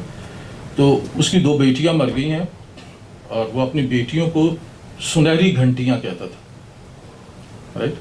तो घर से बाहर निकला कोई चीज़ लेने के लिए, तो उसे उनकी आया सामने से नज़र आ गई और उसने आया को देखा और उसे सुनहरी घंटियां याद आ गई। ये 3-4 लाइनों की एक नज़्म है, उसका उन्वान है सुनहरी घंटियां। तो हम जिस तरह की शायरी पे ट्यून है, उसके तो मिसरे ऐसे, किस कुंजे लबे सुबह बयाबां से चली थी, ऐसा मिसरा आता है कि सीधा मैं खुदा की कसम इसी पे ट्रेंड हूँ। लेकिन हमें तोड़ के हमने पहले एक लर्न, ये इसका बहुत अहम हिस्सा है गज़ल को नज़म से, फिर मैं उस मौजू पे वापस आता हूँ। मुख्तलिफ करने के लिए पहला दौर है लर्निंग का, आपने लर्न किया। दूसरा दौर है अनलर्न करने का, जिसे लर्न किया था उसे अनलर्न कैसे करना है। अच्छा, अब आप अनलर्न जब करेंगे, उसके बाद आपको बहुत बड़े बड़े शोरा जो हैं उनके, मेरे वालिद समेत, मेरे वालिद का बहुत उम्दा शायरी थी जवानी के आलम में, उन सारी पोइट्री डिसोन डिस्कार्ड कर दी। एक नज़्म मुझे याद है उनकी, नई नस्ल, 4 मिसरे हैं उसके। ही वॉज 21 और 22 जब उन्होंने ये नज़्म कही थी। किनारे बहर जवां साल खूबरू लड़के, शहर से बैठे हैं पानी में जाल डाले हुए। किनारे बहर जवां साल खूबरू लड़के, शहर से बैठे हैं पानी में जाल डाले हुए, ढले का दिन तो फटे जाल से निकालेंगे, धुएं के फूल सी एक ताज़ा आफताब की लाश। अच्छा, तो उन्होंने ये जितना एक उनके अंदर एक था, वो लर्निंग थी, वो उन्होंने छोड़ दिया। 20 साल शेर नहीं कहा, 51 में शायरी छोड़ दी और 71 में दोबारा शुरू की। और इस नज़्म के साथ वो दोबारा है कि तुझको किस फूल का कफन हम दे, तो जुदा ऐसे मौसमों में हुआ जब दरख्तों के हाथ खाली हैं। तो मैंने एक दिन उनसे सवाल किया कि आपने ये 2 दीवान थे आपकी, इतनी उम्दा शायरी थी और आपने वो सब, तो कहने लगी नहीं, वो इस काबिल नहीं थी कि उसे रखा जाए। तो मैंने उनसे पूछा, मैंने कहा क्यों? कहते नहीं, खुद को तोड़कर दोबारा बनाना पड़ता है, तब कहीं एक ना तमाम वो पोएटिक ईडियम इवॉल्व करने के लिए, एक नई सेंसिबिलिटी इवॉल्व करने के लिए। सही, इसका फैसल का सवाल भी था। ये मैं ये सवाल करना चाह रहा था सर। जी आप कीजिए। मैं ये कहना चाह रहा था, ये जो हिस्सियत है, ये क्या भला है? और दूसरी बात, क्या हम कह सकते हैं गज़ल की हिस्सियत और नज़्म की हिस्सियत मुख्तलिफ है, या ये हिस्सियत दरअसल वो शायरी की रूह है جو دونوں میں یکساں اویلیبل ہے. اصل میں حیثیت ہے کیا جسے ہم سینسیبلٹی کہتے ہیں؟ امیر بھائی، اس سے پہلے کہ آپ جواب دیں، میں نے جب شروع کی شاعری کرنا تو میں نے آپ کو اپنی ایک نظم دکھائی، تو آپ نے یہ کہا کہ بہت اچھی ہے مگر جدید زمانے کی حیثیت سیکھی. تو آج وہی سوال جی میں دوبارہ آ گیا کہ وہ حیثیت ہے کیا؟ آپ نے بہت عمدہ نظمیں کہی ہیں، اور اب مجھے سچی بات یہ ہے میں خود ایک طالب علم ہوں، اور مجھے طالب علمانہ رویہ جو ہے نا، یہ جو میں شرارتاً ایک لفظ بولتا ہوتا ہوں، یہ جو بڑے دانشور ہیں نا، میں نے کہتا ہوں یہ بڑے است و خدوس قسم کے آدمی ہیں، بڑے بڑے حکیمانہ دانت توڑ سے فکرے بول بول کے نا وہ آپ کو متاثر کرتے رہتے ہیں. سینسیبلٹی ہے کیا؟ حیثیت کسے کہتے ہیں؟ حیثیت ہے اس صلاحیت کا نام، ایبلٹی کا نام، جو ایک کمپلیکس ایموشنل اور استھیٹک انفلوئنسز ہیں آپ پہ، ان کو رسپونڈ کرنے کا نام ہے انٹیلیجنٹ. یہ نکتہ بڑا ہے، فن شاعری کے حوالے سے بہت ہے. یعنی آپ پہ انفلوئنسز ہیں، آپ ایک عہد میں بڑے ہوئے جس پہ ہم نے یہ بات کر رہے تھے، ہم ایک مخصوص مزاج کے ساتھ بڑے ہوئے، رائٹ؟ اس میں ہم نے ایک خاص طرح کی شاعری تھی، جیسے ہماری تہذیب میں حکمت شامل تھی. 4 مغز اور 4 کل ہر گھر میں بہشتی زیور یہ موجود ہے، رائٹ؟ حکمت بھی چل رہی ہے، مذہب بھی چل رہی ہے، وظیفہ بھی چل رہا ہے، یہ سارے کا یہ ایک تہذیب ہے. اس میں ایک خاص طرح کے اس زمانے میں گیت بنا کرتے تھے، حمدیہ، بندے پہ کرم کرنا تیری شان ہے مولا، بندہ ہے گناہ گار تو رحمان ہے مولا.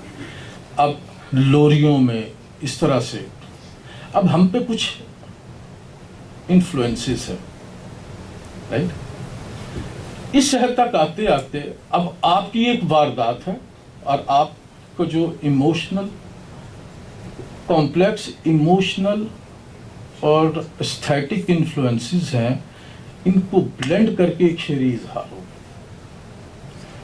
آنیسٹلی اس سرکل جو اسٹڈی سرکل ہم نے شروع کیا ہے، میں یہ سمجھتا ہوں یہ نکتہ سب سے زیادہ اہم ہے آج کی گفتگو. وہ انفلوئنسز جو ہیں ان کے ساتھ ڈیل کیسے کرنا ہے. اچھا وہ واردات میں آئیں گے کہ آبورت کی طرح سے آئیں گے. آزاد نظم کے بارے میں ایک بہت بڑا تصور ہے، فیصل نے مجھے سوال بھی بھیجا، کیا اس کا کھردرا ہونا ضروری ہے؟ یعنی ایک عجیب طرح کے پرسیپشن آگے ہیں سامنے. کیا اس کی زبان اس طرح سے ہوگی؟ کیا اس میں سرریل رکھنا ہوگا؟ کیا اس میں گیپ رکھنا ہوگا؟ نہیں نہیں نہیں نہیں نہیں. آپ کی اوریجنل واردات کیا، آپ کا اظہار کیا اور احساس کیا ہے. آپ اپنی اوریجنلٹی کے ساتھ، ہاں یہ جو کمپلیکس ہے، ایک ایموشنل، ایک سوشل، رائٹ، یہ کمپلیکس ہے، اس کو آپ نے رسپونڈ کرنا ہے اور اپنی واردات سے بلینڈ کر کے کرنا. اور اس میں اس بات کی شعوری کوشش نہیں کرنی، اپنی اوریجنلٹی کو جو ہے نا اس پہ انحصار کرتے ہوئے ایک طرز احساس قائم کرنا ہے. تو جب میں نے یہ کہا تھا کہ پرانی ساخت کا مصرع، مجید امجد کے ہاں تمام شاعری جدید نہیں ہے. وہ مجھے ایسا لگتا ہے کہ مثنوی لکھتا لکھتا اس طرف آ گیا، پرانا شاعر ہے. میں نے بھی اس کی نظم سنائی آپ کو بس اسٹینڈ پر، یہ بڑی اعلیٰ نظم ہے. لیکن ہم کسی کو بھی اس کے بیسٹ پہ ہی جج کرتے ہیں، ورسٹ پہ کرنا بھی نہیں چاہیے. بہت بڑے بڑے شعراء ہیں، ان کا بیسٹ بہت تھوڑا ہے، ورسٹ پہ تو بڑے کم. مطلب ہوا میر کے ہاں، نیسری بڑا غالب کے ہاں بھی چھوتے میں لے تو لوں اس کے پاؤں کا بوسہ. غالب کی کہنے والا شعر ہے یار، خدا کی قسم. بندہ کہیں مرزا کیا ہوا، یہ کیا شعر ہے بھائی؟ کیا آپ نے ہمیں سنایا اور سنایا؟ میں تو یہ شعر نہیں سنتا. مرزا میرے ساتھ بیٹھے ہوں، بھائی آپ میری انٹیلیجنس کو انسلٹ کیسے کر سکتے ہیں؟ آپ کے ساتھ مرزا ہی بیٹھا ہے. ہاں آپ کیسے شعر سنیں گے بھائی؟ آپ میری انٹیلیجنس کو انسلٹ کیسے کر سکتے ہیں؟ آپ مجھے یہ شعر سنائیں گے میں سن لوں گا کیونکہ آپ مرزا غالب آپ سنا رہے ہیں. نہیں، لیکن ہم اسے اس پہ جج نہیں کریں گے.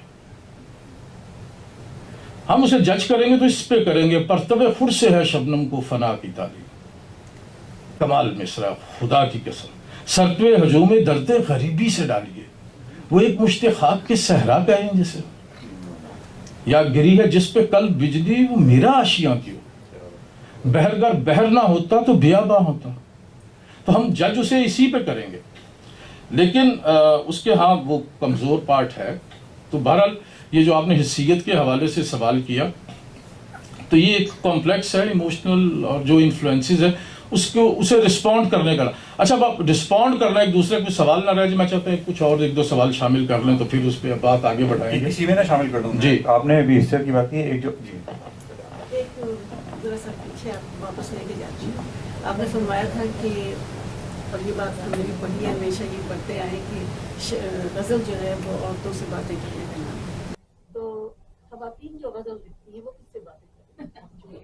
یہ تو ویسے خواتین ہی بتا سکتی ہیں کہ وہ کس سے بات کرتی ہیں قسم سے. اس کا بہترین جواب اصل میں نا یہ نسائی خانے یہ بھی نا یہ تہذیبی مسائل ہیں. شعر تو شعر ہے نا, آپ اسے نسائی خانے میں ڈال دیں. مثلا قرۃ العین حیدر جیسا ناول اس نے لکھا ہے, پاکستان میں کسی مرد نے ویسا ناول نہیں لکھا.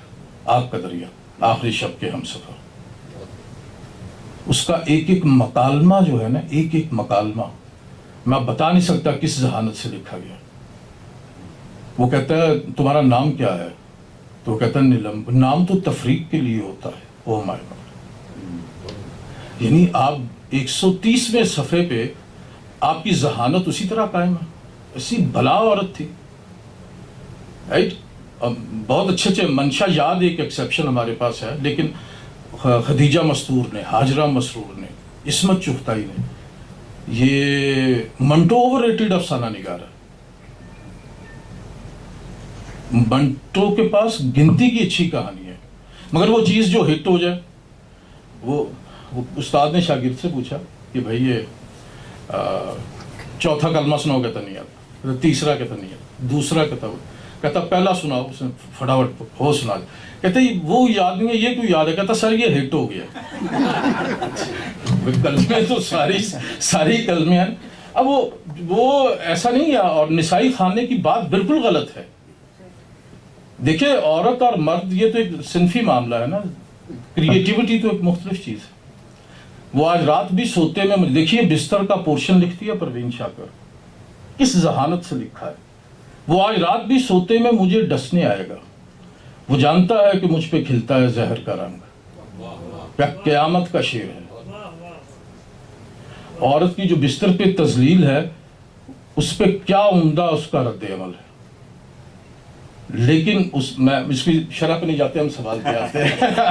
میں بیٹھ جاؤں گا راؤ میں. آخر کی 2-3 باتیں میں کرنا چاہوں گا, لیکن اس سے پہلے یعنی بحث کو سمیٹنے سے پہلے آپ نے ابھی حیثیت کی بات ہو رہی تھی, اس میں آپ نے ایک بیچ میں ایک جگہ آپ نے ذکر کیا علم کا ذکر کیا کہ علم حاصل کرنا.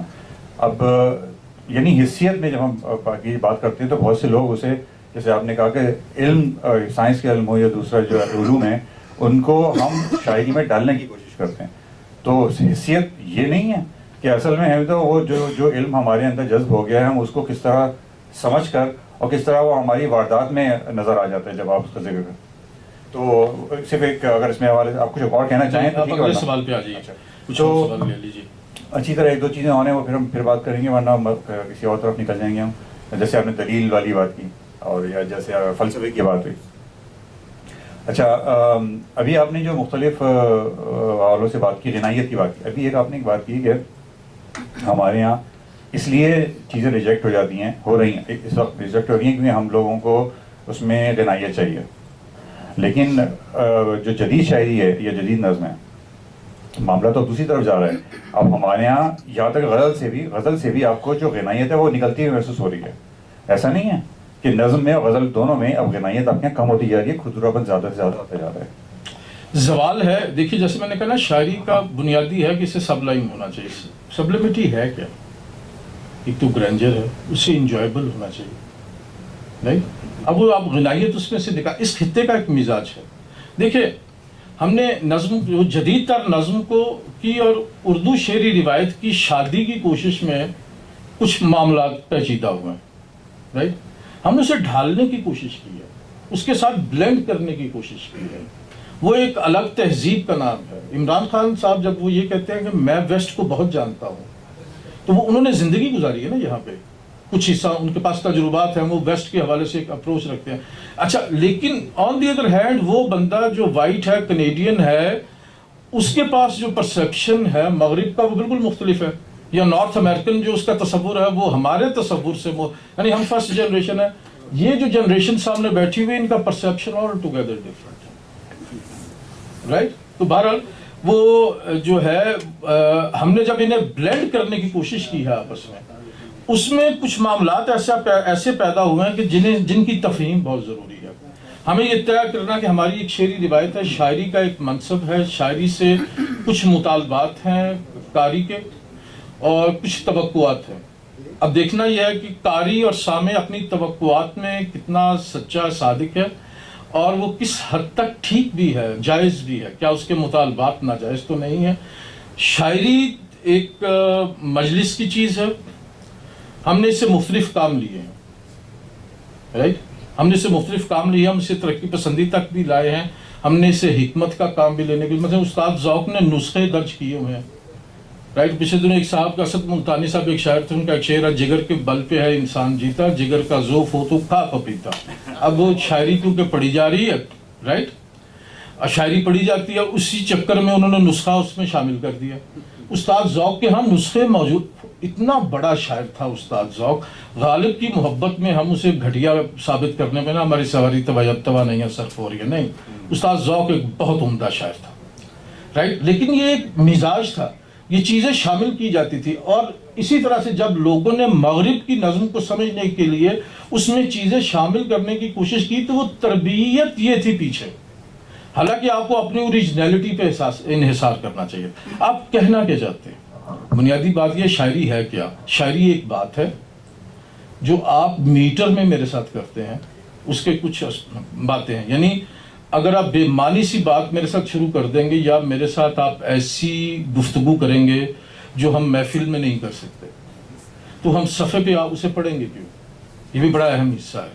تو شاعری ایک بات ہے، وہ غزل میں ہو یا نظم میں ہو، یہ ایک بات ہے جو ایک شخص دوسرے شخص سے کرتا ہے۔ اب دیکھنا یہ کہ آپ کے پاس کہنے کے لیے کیا ہے۔ مثلا ہم اگر بڑی شاعری کی بات کریں تو بڑے شاعر کے پاس وہ کیا چیز ہے جو شاعری کو بڑا کرتی ہے، وہ کیا چیز ہے جو چھوٹا کرتی ہے؟ ڈیفینیٹلی جو اعلیٰ ادب جو ہے وہ اعلیٰ اقدار کی بنیاد پہ وہ ہے، لیکن اس کے ساتھ جو بڑا شاعر ہے وہ کرتا کیا ہے؟ وہ بہت ساری چیز، یہ اس کی شعوری کوشش نہیں ہوتی، غالب ہو، میر ہو، بے دل ہو یا کچھ بھی ہو، یہ چیزیں اس کے اندر موجود ہیں اور اس کے پاس تاریخ کا شعور ہے، شعری روایت کا احساس ہے، اس شاعری کے امکانات سے آگاہ ہے، انسانی تاریخ سے آگاہ ہے، لیکن اس کے پاس ایک پرپوزل ہوتی ہے جو انسانیت کو سجیسٹ پرپوز کرتا ہے، وہ ایک راستہ ہے قرۂ ارض پہ زندگی کے عمل کو آسان اور ممکن بنانے کے لیے، اور وہ پرپوزل جو ہے اسے بڑا یا چھوٹا بنا رہی ہے، یہ بڑا اہم سوال ہے۔ لیکن جب میں نے یہ کہا کہ اگر نیم خواندہ لوگ جیسے یا نیم ملا سے جب آپ مذہب پڑھتے ہیں، نیم خواندہ نقاد سے جب آپ تنقید سمجھنے کی کوشش کرتے ہیں تو وہ باتیں طے نہیں ہو پاتی۔ میری خواہش، جیسے آپ نے گفتگو کا آغاز کیا، ایسا مکالمہ یہاں پہ ہم یہ جسے ہم نے آج آغاز کیا ہے، ہمیں ایک بالکل مختلف وے میں چیزوں کو سمجھنے کی ضرورت ہے، کیونکہ جب تک ہم اسٹرکچر پہ مارکس جیسے کہتا ہے کہ اسٹرکچر ہوتا ہے اس پہ سپر اسٹرکچر ہمیں بلڈ کرنا ہے، بہنیں اب ہمیں نئے ڈھانچوں کی بھی ضرورت ہے اور اس پہ نئے سپر اسٹرکچر کی بھی ضرورت ہے، چیزوں کو ری ڈیفائن کرنے کی ضرورت ہے ہمیں۔ جب تک ہم ری ڈیفائن نہیں کریں گے، ہم بڑی مثلا مستر خیرآبادی کا ایک مصرع 15 صفحوں پہ آ رہا ہے، بھئی کیا چاہتے ہیں آپ شاعری سے؟ مستر خیرآبادی کی ایک آپ پڑھ کے دیکھیں، ایک مصرع اتنا طویل مصرع، کیا کریں گے ہم اسے؟ کتنا ریلیونٹ ہے وہ؟ یعنی آپ بڑی بڑی طویل پیروں میں شعر کہہ رہے ہیں، بھئی کیا اس کا کیا مقصد ہے؟ قادر الکلامی کی داد چاہتے ہیں، کیا شاعری قادر الکلامی کا نام ہے؟ نہیں۔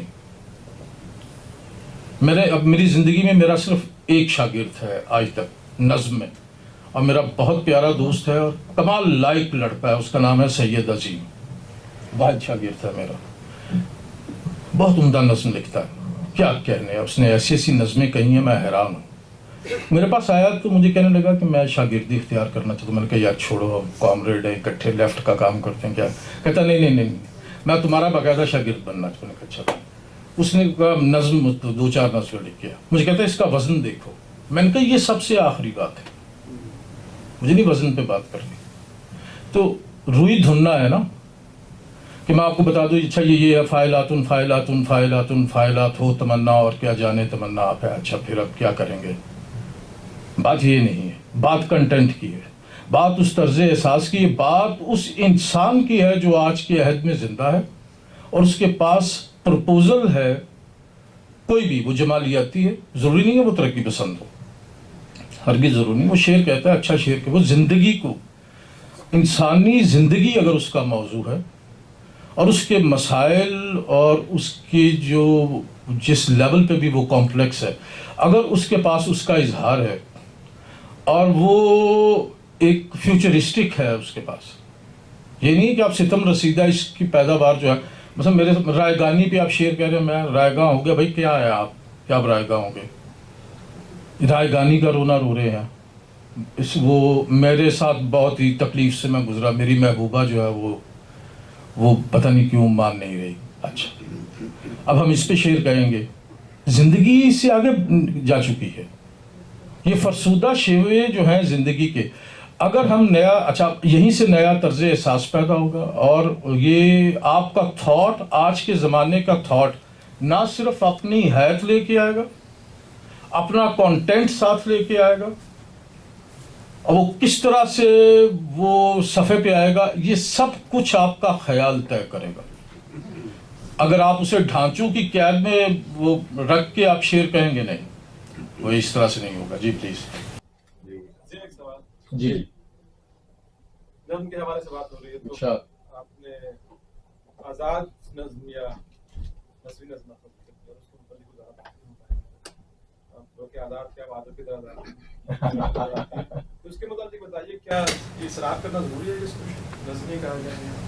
نہیں، دیکھنا یہ ہے کہ آپ کے قریب کون سی صنف ہے، بنیادی بات یہ ہے. اور آپ اگر نظم کے قریب ہے تو آپ نظم کہیں. ہم نے نشستیں طے کی ہوئی نثری نظم پہ اور آزاد نظم پہ بھی ہم بات کریں گے. نثری نظم جو ہے نا وہ یہ ایک بہت کمال کی صنف ہے جسے ہمارے ہاں روایت پرستوں نے اسے ریجیکٹ کیا، کیونکہ وہ خود غزل کہتے تھے اور ان کا ایک خاص مزاج تھا، خاص اسلوب، خاص موضوعات تھے ان کے. ان موضوعات کے علاوہ وہ کوئی بھی بات جو ہے نا وہ سامنے وہ اسے ریجیکٹ کر دیتے تھے. جیسے میں نے عرض کیا، آپ اسے ریجیکٹ کر رہے ہیں اور بطور صنف ریجیکٹ کر رہے ہیں تو عین ممکن آپ کی اپنی ایستھیٹک کی اس کے لیے اکوموڈیٹنگ نہ ہو، لیکن اسے اصول مت قرار دیجئے. اب کس بنیاد پہ اسے اصول کہہ رہے ہیں؟ رائٹ. اب یہ میں نے رسول حمزہ توف کی نظم کا تذکرہ کیا. اگر تم سے 100 لوگوں نے محبت کی ہے تو ان میں سے ایک رسول حمزہ توف ہوگا. اگر تم سے 10 لوگوں نے محبت کی ہے تو ان میں سے ایک رسول حمزہ توف ہوگا. اگر تم سے 2 لوگوں نے محبت کی ہے تو ان میں سے ایک رسول حمزہ توف ہوگا. اور اگر تم سے کسی نے محبت نہیں کی تو ان بلند و بالا پہاڑوں سے گر کر رسول حمزہ توف مر گیا ہوگا. رائٹ. اچھا اب یہ کمال کی نظم ہے، اعلیٰ درجے کی نظم ہے. ہم اسے اس لیے ریجیکٹ کر دیں کہ یہ نثری ہے، مثال دے رہا ہوں، تو یہ عدل نہیں ہے. یہ ایک بات ہے، ہمیں اس بات کو سننا ہے. وزن چاہیے کیوں؟ یہ اثر پذیری میں اضافے کے لیے ہے. میں اسے افیکٹو، مثلا میں آپ کو پنجابی میں جیسے اس دن ہم زنجیرہ ڈسکس کر رہے تھے، رائٹ، ایک صنف ہے. زنجیرے کی ایک شکل وہ گیت ہے، تو یار تو ہی دلدار تیرا میرے دل میں ہے درد. اچھا یہ ایگزیکٹ زنجیرے کی پنجابی کی ایک صنف ہے زنجیرہ، یہ اس پہ بیسڈ ہے. انہوں نے زنجیرہ لکھا، یہ جاوید اختر صاحب کا ہے، ہاں جاوید صاحب کا ہے، انہوں نے اس طرح سے زنجیرہ لکھا. لیکن اس کا لیریکل ہونا، یس، مثلا تیری منزل ہو آسان ایسا اربال، تیرا نغمہ ابد تک سلامت رہے، تیرا ناکا ٹھمک ٹھم ٹھمک ٹھم چلے گھنٹیوں کا گجر چھن چھنا چھن بجے، تیری محفل میں وہ دل ربا تو نہیں، دیکھ لے ہم ذرا 2 گھڑی روک لے، وہ بہاری نفس جس کے عارض شفق، جس کے ماتھے کے صبح ازل کی، کیا لطف آ رہا ہے. بات ایسے بہاؤ میں بہتی چلی جا رہی ہے. ہاں ایک ردم ہے نا، تو اس کی اثر پذیری کے لیے ہے. تو کیا ہم آڈینس کو چیٹ کرنا چاہتے ہیں؟ اچھا کیا آج کے عہد کا انسان اپنی بات کو to get his message across وہ کن ٹولز کا سہارا لے رہا ہے؟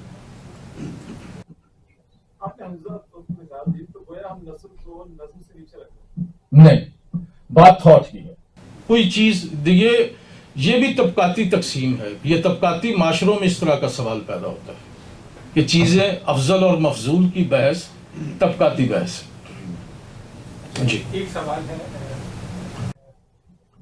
اسی سلسلے میں.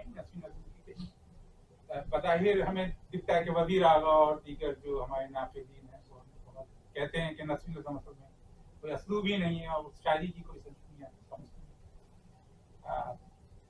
لیکن کچھ ناقدین ظاہر ہے کہتے ہیں کہ جدیدیت کی طرف اگر ہمارا قدم بڑھنا ہے تو اسی حوالے سے ہی بڑھنا ہے. انگریزی میں بھی ہم نے نظمیں پڑھی جو کہ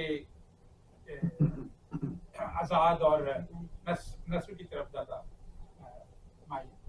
تو اس سلسلے میں مطلب کسی نثری نظم کو آپ کیسے جج کرتے ہیں، مطلب ناقد کی حیثیت سے؟ بحیثیت. اچھا ایک میں اس میں یہ بھی ہے کہ اس سوال پہ آپ سوالوں کو عمل کر لیے گا. میری درخواست یہ ہوگی کہ اس پر ہم نیکسٹ پروگرام زیادہ ابھی آپ جو جواب ظاہر دینا ہے دیں، اس کے بعد پھر ہم سے تفصیل سے جو ہے بعد میں بات کریں گے. بات یہ ہے، پہلی تو بات یہ ہے کہ پوئٹری کو جج نہیں کرنا چاہیے. اس سے پلیئر حاصل ہوتی ہے. ایک یہ محض پلیئر پرسیوٹ بھی یہ اچھا ٹارگٹ نہیں ہے آج کے زمانے میں. اور چیز طرح سے لکھا جاتا ہے. مطلب آپ کو میں ایک ایرانی شاعر کی نظم کا ایک ٹکڑا سناتا ہوں. وہ کہتا پانی کو گدلا نہ کریں، پانی کو گدلا نہ کریں، شاید کوئی درویش اس میں اپنی روٹی بھگو رہا ہو. اچھا اب یہ بات وزن میں نہیں ہے مگر یہ ایک بات ہے. ہم نے یہ کیوں طے کر لیا کہ بات اچھی وہی ہوگی جو وزن میں ہوگی؟ وزن میں نہ ہو ریدم میں ہونا ضروری ہے. اچھا اس میں بھی راشد صاحب کا ایک بہت فکرہ جو موج نو کی تحریک کے حوالے سے انہوں نے کہا کہ اسے ریجیکٹ کر دیا گیا کیونکہ اس میں آہنگ نہیں ہے. لیکن اس نظم میں، اس شاعری میں وہ آہنگ موجود ہے جو شاعروں نے اپنی روح کے اندر جو موسیقی محسوس کی وہ اس میں موجود ہے. ایسا نہیں ہے. اچھا پھر ہم اسے یہ کوئی ڈیوائن رول نہیں ہے، کوئی شریعت ہے کہ اس میں وزن ہوگا تو ہم اسے مانیں گے؟ نہیں، بالکل نہیں ہے. دنیا میں آپ سے نہیں کہہ رہا، دنیا میں ایک پرسیپشن یہ قاسمی احمد ندیم قاسمی صاحب نے اسے نثر لطیف قرار دیا. وہ لوگ آغا صاحب یہ لوگ یہ اسے نہیں مانتے تھے. لیکن اس دنیا میں ایسا سارا شگفتہ کی ایک لائن ایک سی سارا میں وہ امرتا پریتم کو خط لکھتے ہوئے پنجابی میں کہتی ہے کہ آپی میں چیخا پوڑیاں تو لتھی، میں چیخ کی طرح سیڑھیوں سے اتری. او مائی گاڈ، اتنا انٹینس. اور میں ٹرنیا تو میرے پیروں چوں زمین گر دی ہے. اس نے اتنی انٹینس میں تڑکے. دیکھیں یہ ایک ایڈیم ہے نا، وہ امرتا کی لائن ایسے میرے ذہن میں مجھے بڑی پسندیدہ ہے. سوال یہ ہے اگر آپ جب کرب کا اظہار کرتے ہیں یا سرشاری کا اظہار کرتے ہیں، آپ اپنا لب و لہجہ طے کرتے ہیں یا نہیں؟ آپ نہیں کرتے. کس طرح سے روئیں گے، کس پچ پہ جا کے روئیں گے؟ نہیں. وہ کرب کا اظہار ہے، اس کے اصول نہیں ہوتے. ہاں یہ نہیں ہے کہ آپ نے محض اب اگر آپ اس میں ایک چیز میں ضرور کہنا چاہتا ہوں، اگر آپ اصول توڑنا چاہتے ہیں کوئی بھی، ہماری روایت اردو شعری روایت اس میں اضافہ ہوا ہے نثری نظم کی صورت میں، اب ضرور اصول توڑیے، لیکن پہلے اصول سیکھیے. یہ سمجھ لیجیے آپ کون سا اصول توڑنے جا رہے ہیں اور کیوں توڑنے جا رہے ہیں. ہاں اگر آپ سیکھے بغیر اصول توڑ رہے ہیں تو آپ نے تو اصول سیکھا ہی نہیں. اس کا مطلب یہ آپ بھاگ رہے ہیں. کیا یہ تانا ثانی کے لیے شعر کہا جا رہا ہے؟ نہیں. ہاں اگر آپ ایک ایسی فری ایسوسیشن آف تھاٹس کے بالکل قریب ہے یہ ایریا، آپ کی ویری اون سول جو ہے وہ اس میں موجود ہوتی ہے، اگر یہ اس کا اظہار ہے اور کسی لیول پہ ریڈر کو یا لسنر کو وہ پکڑ رہا ہے اور اسے کسی کیفیت سے آشنا کر رہا ہے، تو اس نظم نے اپنا مقصد پورا کر دیا. ہاں یہ جو ہے یہ ڈھانچے، وہ یہ جو بڑی بڑی تنقیدیں لکھی جاتی ہیں اور بڑے بڑے دیباچے لکھے جاتے ہیں، اور وہ دفاع دیباچے پہ فکرہ موترزہ مجھے یاد آ گیا. ان کسی نے پوچھا بھائی یہ دیباچہ کیا ہوتا ہے؟ کہتا ہے دیباچے کی کتاب میں وہی حیثیت ہوتی ہے جو ریوڑ کے آگے کتے کی ہوتی ہے. شور مچاتا آ رہا ہے کہ ہٹو ہٹو پیچھے شاعری کا ریوڑ آ رہا ہے، ریوڑ آ رہا ہے. نہیں، آپ کو وہ ٹیچ کیا جاتا ہے، یعنی آپ کو باعث کیا گیا ہے آپ اپنی اوریجنلٹی پہ کھڑے رہیں. میں یہ سمجھتا ہوں ریڈر ہونا ایک تخلیقی عمل ہے، بالکل تخلیق کی طرح. ریڈر اگر پریپیئرڈ نہیں ہے، اگر وہ پریپیئرڈ نہیں ہے، وہ بات نہیں پہنچے گی. آپ شاعری سے توقعات کیا رکھتے ہیں؟ جیسے میں نے گفتگو کے آغاز میں کہا، آپ کے مطالبات کیا ہے؟ کیا پلیئر پرسیوٹ آپ کا اونلی ٹارگٹ ہے؟ کیا آپ یہ چاہتے ہیں مجھے اس سے پلیئر ملے؟ کوئی ایک ایسی محض پلیئر پرسیوٹ ہے؟ نہیں، بات اس سے آگے جا چکی ہے. مسرت کا حصول حظ اٹھانا، ہم یہ کریں گے وہ کریں گے فلاں کریں گے اور یہ شاعری سے یہی توقعات ہیں؟ نہیں، یہ بیانیہ ہے، یہ پرانا بیانیہ 200-400 سال سے یہی 300 سال سے یہی چلا آ رہا ہے. دیکھنا یہ ہے کہ آج کا نیا قاری، نیا ریڈر، نیا سامع وہ کیا ہے، وہ چیزوں کو کیسے دیکھتا ہے. جی جی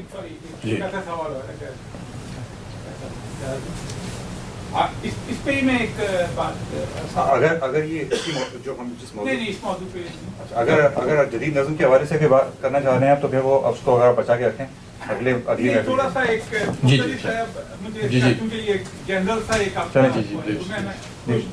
سوال یہ ہے کہ ہم دیکھتے ہیں کہ آج کا جو قاری ہے، دیکھیں آپ نے غالب کی مثال دی اور ان کی کچھ اشعار کا کہا، اور وہ ایک قاری جو تھا اور جو شاعری تھی، وہ شاعر جو ہوتے تھے ایکچولی سپر اسٹار ہوتے تھے اپنے زمانے میں، اگر ہم اس سے دیکھیں، اور وہ جو قاری تھا وہ بھی اسی لیول پہ آ کے بات کرتا.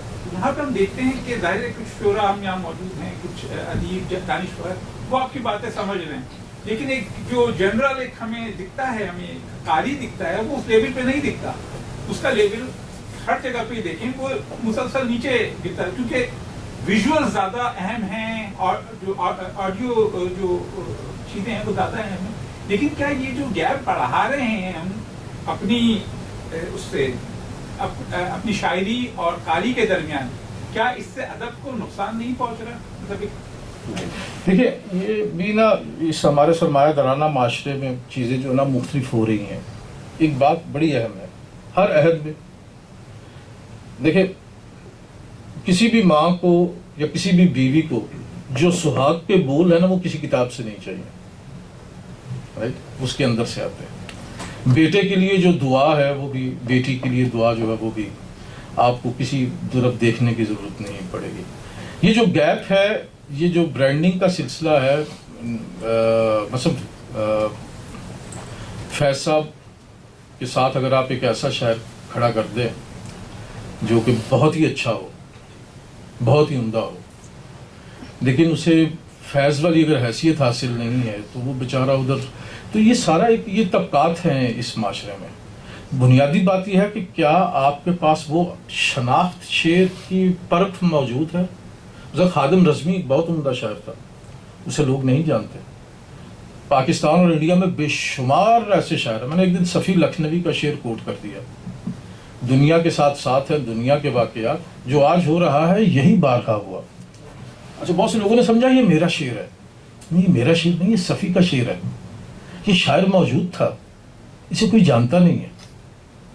تو یہ جو گیپ ہے اس کا سبب جو ہے نا، یہ جدید جو ہمارے یہ سرمایہ دارانہ نظام ہے، اس میں اس کے اسباب تلاش کیجیے. مشاعرہ ہو رہا ہے، ٹکٹ بک رہی ہے، بڑے شاعر کو پسند، احمد فراز 5000 لے رہے ہیں، احمد ندیم قاسمی 2000 لے رہے ہیں. احمد ندیم قاسمی اس سے بڑا تخلیق کار تھا، فراز بہت بڑا شاعر تھا، مگر فیض صاحب 10 پہ چلے گئے، 20 پہ. اوکے بھائی یہ کیا ہو رہا ہے؟ پیچھے اب نیچے آڈینس بیٹھی ہوئی ہے، پھر ایک سپرلیٹیوز میں انہیں بلایا جا رہا ہے کہ کیا ہو رہا ہے؟ آپ نے اس پہ ٹکٹ لگا دی. یہ مشاعرہ اور ٹکٹ پہ ہو رہا ہے. چوپال کی چیز تھی وہ اس پہ ٹکٹ لگنی شروع ہو گئی. مجھ سے ایک دن اشفاق حسین صاحب نے بڑی مزے کی بات کی. میں نے ان کی کتاب کا ایک وہ دیباچہ لکھا یا کیا مضمون لکھا. مجھ سے کہنے لگے امیر یقین کرو تم جاوید اختر سے اچھے شاعر ہو، مگر میں کیا کروں ٹکٹ اس پہ بکتی ہے. میں نے کہا اچھا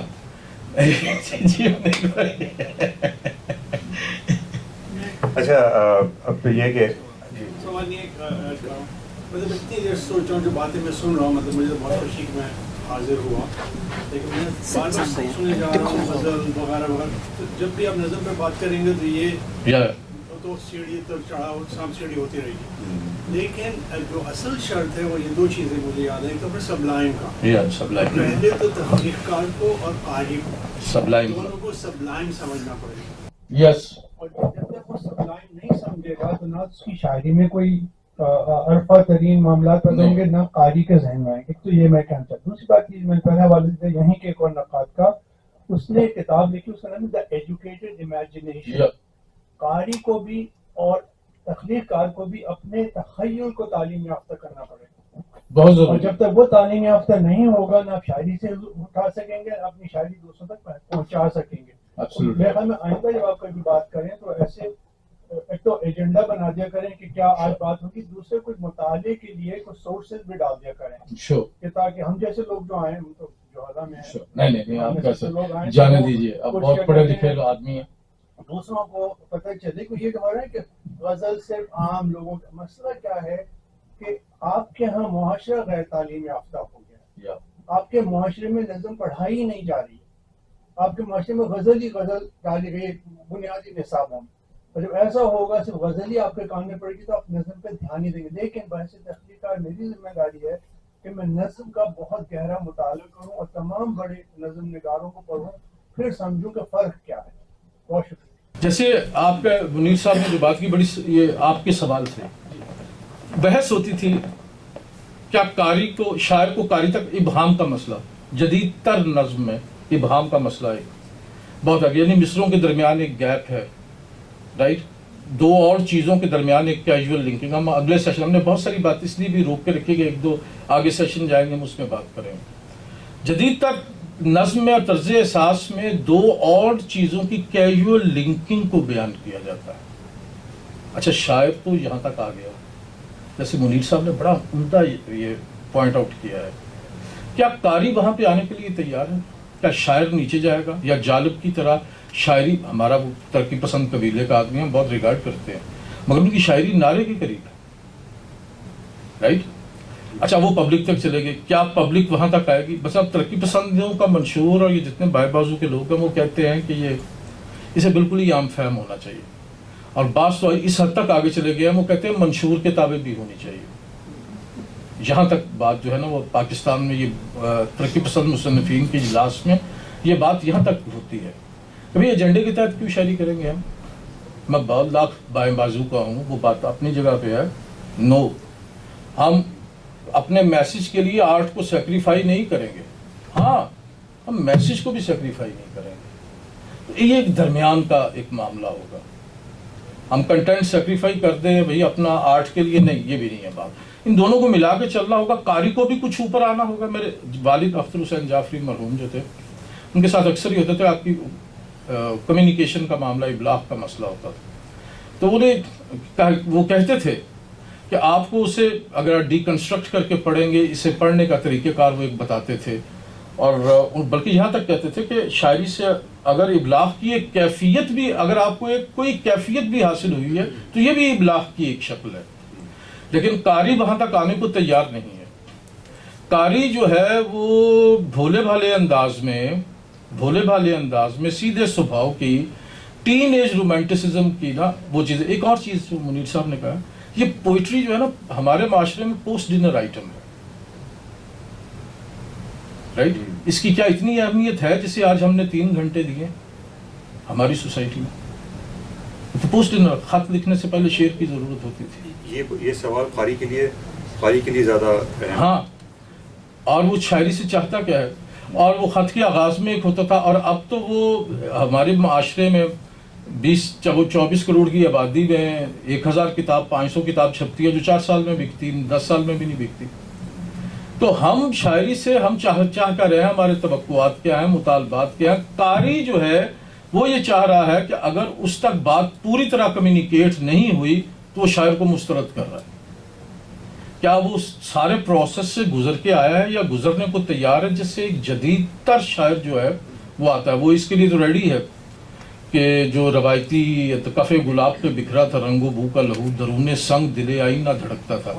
اس کے لیے تو وہ ریڈی ہے، کسی لیول پہ تیار ہے کیونکہ روایت سے جڑی ہوئی ہے. مگر اس کے لیے وہ کیا تیار ہے کہ اب ان باتوں کے سکے جیب کے اندر کھڑکتے ہیں جن کے اوپر کسر شاہی کے مناظر کندہ ہیں. بھرے بازار میں طفل تہی کیسا پریشہ ہے کہ اس کے پاؤں ٹکسالوں کے رستے سے ناشنا ہے اور اس کا باپ گونگا ہے. رائٹ. کہو پھر سے سخن سازی ورق سازی گھڑے احساس کی چاندی، مسلسل ضربت دل اور روپہلی سطر کا وعدہ.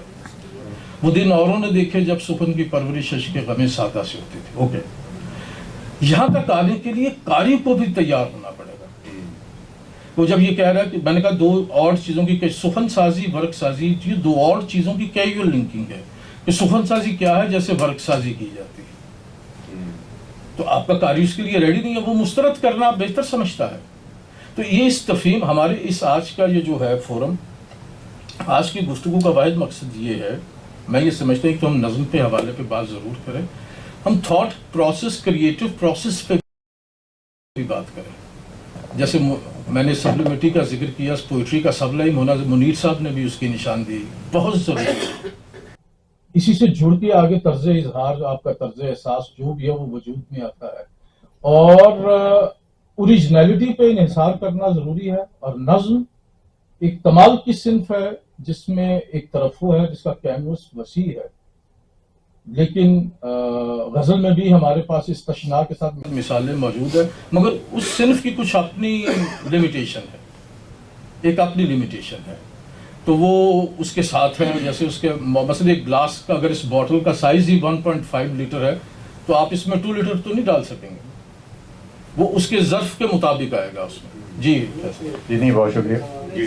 جی جی ابھی اتنا نہیں ہے. نہیں میرا سوال یہ ہے کہ ایک اچھی شاعری کے لیے شاعر کا اپنا کردار کتنا ضروری ہے؟ اصل میں یہ اخلاقی سوال ہے. سچی بات یہ ہے، دیکھیں میری بات، اگر ایک شاعر کوئی بہت اچھا شعر کہہ رہا ہے، ایک شاعر بہت اچھا شعر کہہ رہا ہے، لیکن مجھے پتا ہے کہ وہ اپنی پرسنل لائف میں تو اس کا اچھا شعر مجھے اپیل نہیں کرے گا. مجھے ایڈوس ہیکسلے کی کہانیاں ماریا اس کا ایک ٹکڑا یاد آ گیا. اچھا، ایک چیز ہے، میں ضرور آپ بات کی بات مکمل کیجیے، اور ہمارے پاس ایک دو اور لوگ ہم کریں گے کہ ہم بہت مختصر سوال لیں گے اور بہت مختصر جواب لیں گے، کیونکہ اب ہم جی میں ان کا ذرا یہ جواب دے دوں، میں آپ کی طرف آتا ہوں. ان کا سوال ہے جواب میں ایک چیز کہتا ہوں، اس پہ آپ الگ پروگرام کریں. ٹھیک کوئی شاعر نہیں ہوگا. دیکھیے، نصابی طور پہ نا کچھ چیزیں لوگ جان لیتے ہیں، کچھ چیزیں آچی گو بیک کچھ چیزیں نصابی طور پہ آپ جان لیتے ہیں، اور شعر کہنے کے لیے یہ کرافٹ آپ نے سیکھ بھی لیا. آپ روایت، آپ اچھے ذہین اسٹوڈنٹ ہیں، رائٹ. وہ اس کا کردار دوسرے سے کہتا ہے، وہ ایک بیزی سرجن ہے اور وہ اس کی بیوی کم عمر ہے، وہ 40-50 کے پیٹے میں ہے، تو وہ اسے کہتا ہے کہ تم اسے دیکھتے ہی وہ ایک شاعرانہ سا کام شروع کر دیتا ہے. تو اسے ٹائم نہیں دے رہا، وہ اگنور ہو رہی ہے. وہ جیسے ہی شاعری کا تذکرہ شروع کرتا ہے تو اسے کہتی ہے، دیکھو تم انتہائی پڑھے لکھے آدمی ہو، ایلڈوس ہکسلے کی کہانیاں ماری ہے. کہتے تم ایک پڑھے لکھے آدمی ہو، بہت ذہین آدمی ہو، تم نصابی طور پر یہ جانتے ہو کہ لڑکی کی موجودگی میں کس طرح کی باتیں کرنی چاہیے. کہتے ہیں کہ دیکھو تم نے یہ ساری شاعری مجھے سنائی ہے، یہ بالکل اسی طرح سے ہے کہ جیسے مردہ مینڈک کی ٹانگ کو اگر برقی رو چھو جائے تو وہ پھیلنے اور سکڑنے لگتی ہے، مگر اسے زندہ وجود کا عمل ہرگز نہیں کہا جا سکتا. یہ شاعر لوگ اس طرح کی باتیں کر لیتے ہیں. اور اخلاقیات، کردار، یہ مثلا بہت اچھے، مثلا میں آپ کو بس یہ سچی بات بتاؤں، یادوں کی بارات میں اگر میرے معاشقے نہ ہو تو انتہائی بےہودہ سی کتاب. وہ کتاب اس لاسٹ چیپٹر کی وجہ سے کامیاب ہوئی، جو میرے معاشقے تھے ان کا، وہ جو آخری چیپٹر انہوں نے، ہاں. لیکن مولوی کی زندگی میں کبھی کوئی یادداشتیں نہیں ہوتی. اچھی باتیں، اخلاقیات، یہ سب باتیں بہت عمدہ ہیں، لیکن کچھ شعری اظہار، وہ ٹریٹمنٹ اپنے التزام میں آ کے اگر ہم اخلاقی ناصحانہ ادب ہی کو ادب تسلیم کرتے ہیں، رائٹ، تو پھر تو ایک اور بات ہے. لیکن اب وہ دیکھیں، ساڈے چمدیاں جتیاں کرے جوگی سب مشن کا کیسا ایریا ہے. اس کا اخلاقیات سے کوئی لینا دینا نہیں ہے. تو وہ ہے, لہٰذا با کردار ہونا ایک اچھی بات ہے, اس میں کوئی شبہ نہیں, میں اس کی نہیں کر رہا. لیکن بہت سے لوگ ایسے ہیں جو ہرگز با کردار نہیں ہیں. شاعر بہت عمدہ ہے, ہاں شاعر بہت عمدہ ہے. اس کا کچھ کر نہیں سکتے. جی آپ کا سوال. جی آپ. میں یہ جاننا چاہوں گا, ماشاء اللہ آپ کی اردو میں نے تو یہاں سنی بھی ریسنٹ ٹائم ہے جو آپ کا اردو میں آ رہے ہیں. حقیقت تو یہ جو آدھی چیزیں آپ نے کہیں مجھے سمجھ میں نہیں آئی. اللہ کی قسم میری اردو سے دھوکہ نہ کھائے, ہم پنجاب کے لوگ 2 نقطے والی کاف انتہائی لاپرواہی سے بولتے ہیں.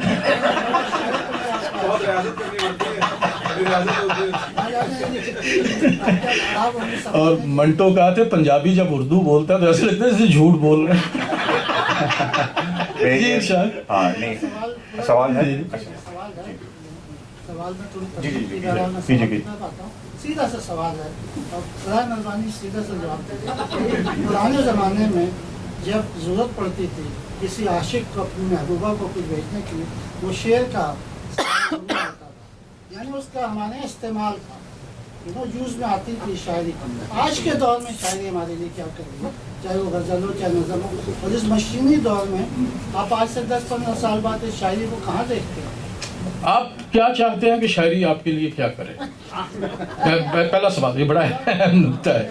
ٹھہریے, اور یہ جو تصور ہے نا کہ خط وہ شاعر وہ, یہ فلم سے بات آئی ہے, یہ ڈرامے سے بات آئی ہے, یا اس طرح کی شاعری سے خط کبوتر اس طرح لے جا, یعنی وہ خط کا بھیجنا, خط کا مضمون بھام لیتے ہیں لفافہ دیکھ کر, رائٹ, اس طرح کی جو باتیں ہیں یہ کتابوں تک ہیں, رائٹ.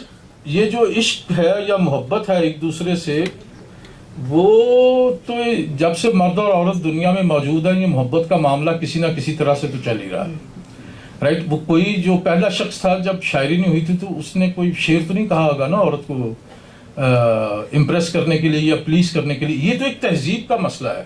ویسٹ میں کون سا شعر سنایا جا رہا, دیکھیں اگر ہم اپنے خطے کو پوری دنیا سے تعبیر کر رہے ہیں تو نہیں, یہ ایک مخصوص آبادی کا حصہ ہے. مغرب میں تو شاعری نہیں ہو رہی عورت کے لیے, مغرب کے لیے تو سیدھی سیدھی بات ہو رہی ہے. تو اب ہمارے معاشرے میں بھی وہ ہماری ایک کلاس فیلو ہوتی تھی, وہ اکثر مجھ سے کہا کرتی تھی کہ محبت مجھے ان جوانوں سے ہے جو کھاتے پیتے گھرانوں سے. اچھا اب تو وہ زمانہ بدل گیا ہے بھائی. یہ آپ کا یہ بالکل سیدھا سا جواب ہے, یہ ہمارا ذاتی تصور ہے. جی نہیں بہت شکریہ. اچھا جی ارے روشن حضور بالکل سی.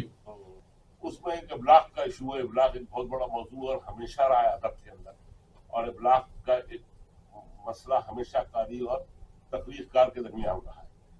مسئلہ اس میں یہ ہے کہ نہ قاری جو ہے وہ اس نہج تک آ سکتا ہے جو تخلیق کار کی سوچ ہے, اور وہ اس لیے نہیں آتا کہ اس کا رشتہ ہی نہیں کتاب سے, اس نے کوئی سلسلے معاملہ اپنے آپ کو اس لیول پہ لے کر نہیں آیا. شاعر کا مسئلہ یہ ہے کہ وہ اس لیول کے اوپر سوچ رہا ہے, اس کے لیے وہ قاری وقتی طور کے اوپر وہ ابلاغ کو بھول جاتا ہے, وہ اپنی تخلیق کے عمل کے اندر ہوتا ہے. اور وہ جو ایک گیپ ہے, وہ گیپ جب تک معاشرے کے اندر ایک تعلیمی ذرا بڑھے گا نہیں معاملہ, اور آپ جب تک تخلیق کار اور قاری جب تک کم و بیش ایک لیول پر نہیں آئیں گے تو یہ مسائل ہوتے رہیں گے. اور معاشرے کے اندر سارے ثقافتی اور کلچر جو ایشوز آتے ہیں, دیکھیے بات یہ ہے نہ تو معاشرے کا ہر فرد قاری ہے نہ ہر فرد شاعر ہے. پہلی تو بات یہ ہوگی. اب ہمارے آپ کے آنے سے پہلے کیونکہ ہم نے کافی موضوعات پہ گفتگو کی, کیونکہ اب ہم اس کے آخری حصے میں لہٰذا وہ ڈاٹس نہیں کنیکٹ کر پا رہے. اور دوسرا میں نے جان بوجھ کے کوشش کی ہے کہ آج کی گفتگو زیادہ کمپلیکس نہ ہو, رائٹ. ہمیں ایک سرکل کو رن کرنا ہے تاکہ لوگ سوالات کے ساتھ ہیں. ہم مل کے نہ صرف ہم انہیں ایجوکیٹ کریں بلکہ وہ اپنے سوال کے ذریعے ہمیں بھی ایجوکیٹ کریں. یہ بہت بنیادی حصہ ہے. سوال جو آپ نے کہا کہ ہم نے شاعر پہ ذمہ داری ڈال رہے ہیں ایک ریفارمر کی, اور ابلاغ کا مسئلہ جو ہے وہ حل ہو, یہ بات اس سے مختلف ہے. شاعری کا پہلا جو قاری ہے وہ خود شاعر ہے, رائٹ. شاعری جب پاپولر ہوتی ہے تو تب عام پبلک تک پہنچتی ہے. غالب کو کون جانتا تھا, اس کے وہ دربار تک رسائی آخر میں جا کے ہوئی. استاد ذوق رہے ساری زندگی. اور آج بھی کہاں غالب کی اگر مولانا غلام رسول مہر شرح غالب کی نہ لکھے تو لوگوں تک کہاں وہ ابلاغ ہو پاتا.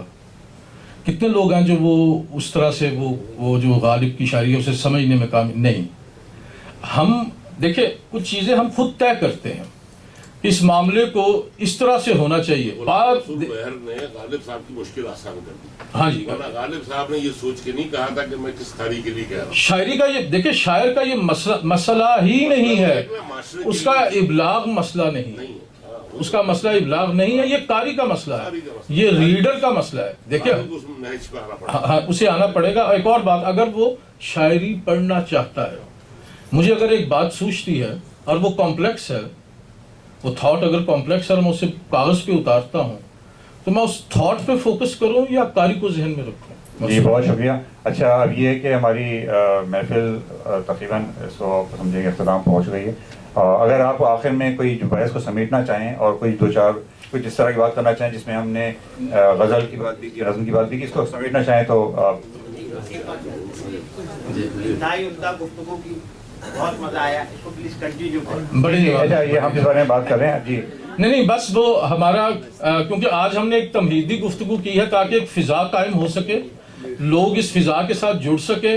اسی طرح سے آج ایک فضا ہم نے آغاز کی ہے اور ایک کوشش کی ہے کہ یہ کیونکہ ابتدائی اور لیکن کوشچن آنسر سیشن میں یوزلی یہی ہوتا ہے کہ گفتگو کو سن کے مختلف طرح سے مختلف لوگ اس پہ نا وہ ان کا ایک رسپانس ہوتا ہے. یا ہر آدمی کا ایک اپنا تصور ہے شاعری کا, تفہیم کا شاعری کے حوالے سے, تو وہ جتنے لوگ بیٹھے ہوتے ہیں وہ اس طرح سے وہ اس کے بارے میں سوچتے ہیں. لیکن بنیادی باتیں آج ہم نے کر لی. اب ہم جب دیگر اس کی حیثیتوں پہ گفتگو شروع کریں گے تو وہ زیادہ جو ہے وہ بہتر ہو جائے گی اس میں معاملہ. تو بہت شکریہ امیر بھائی, اور آپ سب لوگوں کو بہت شکریہ.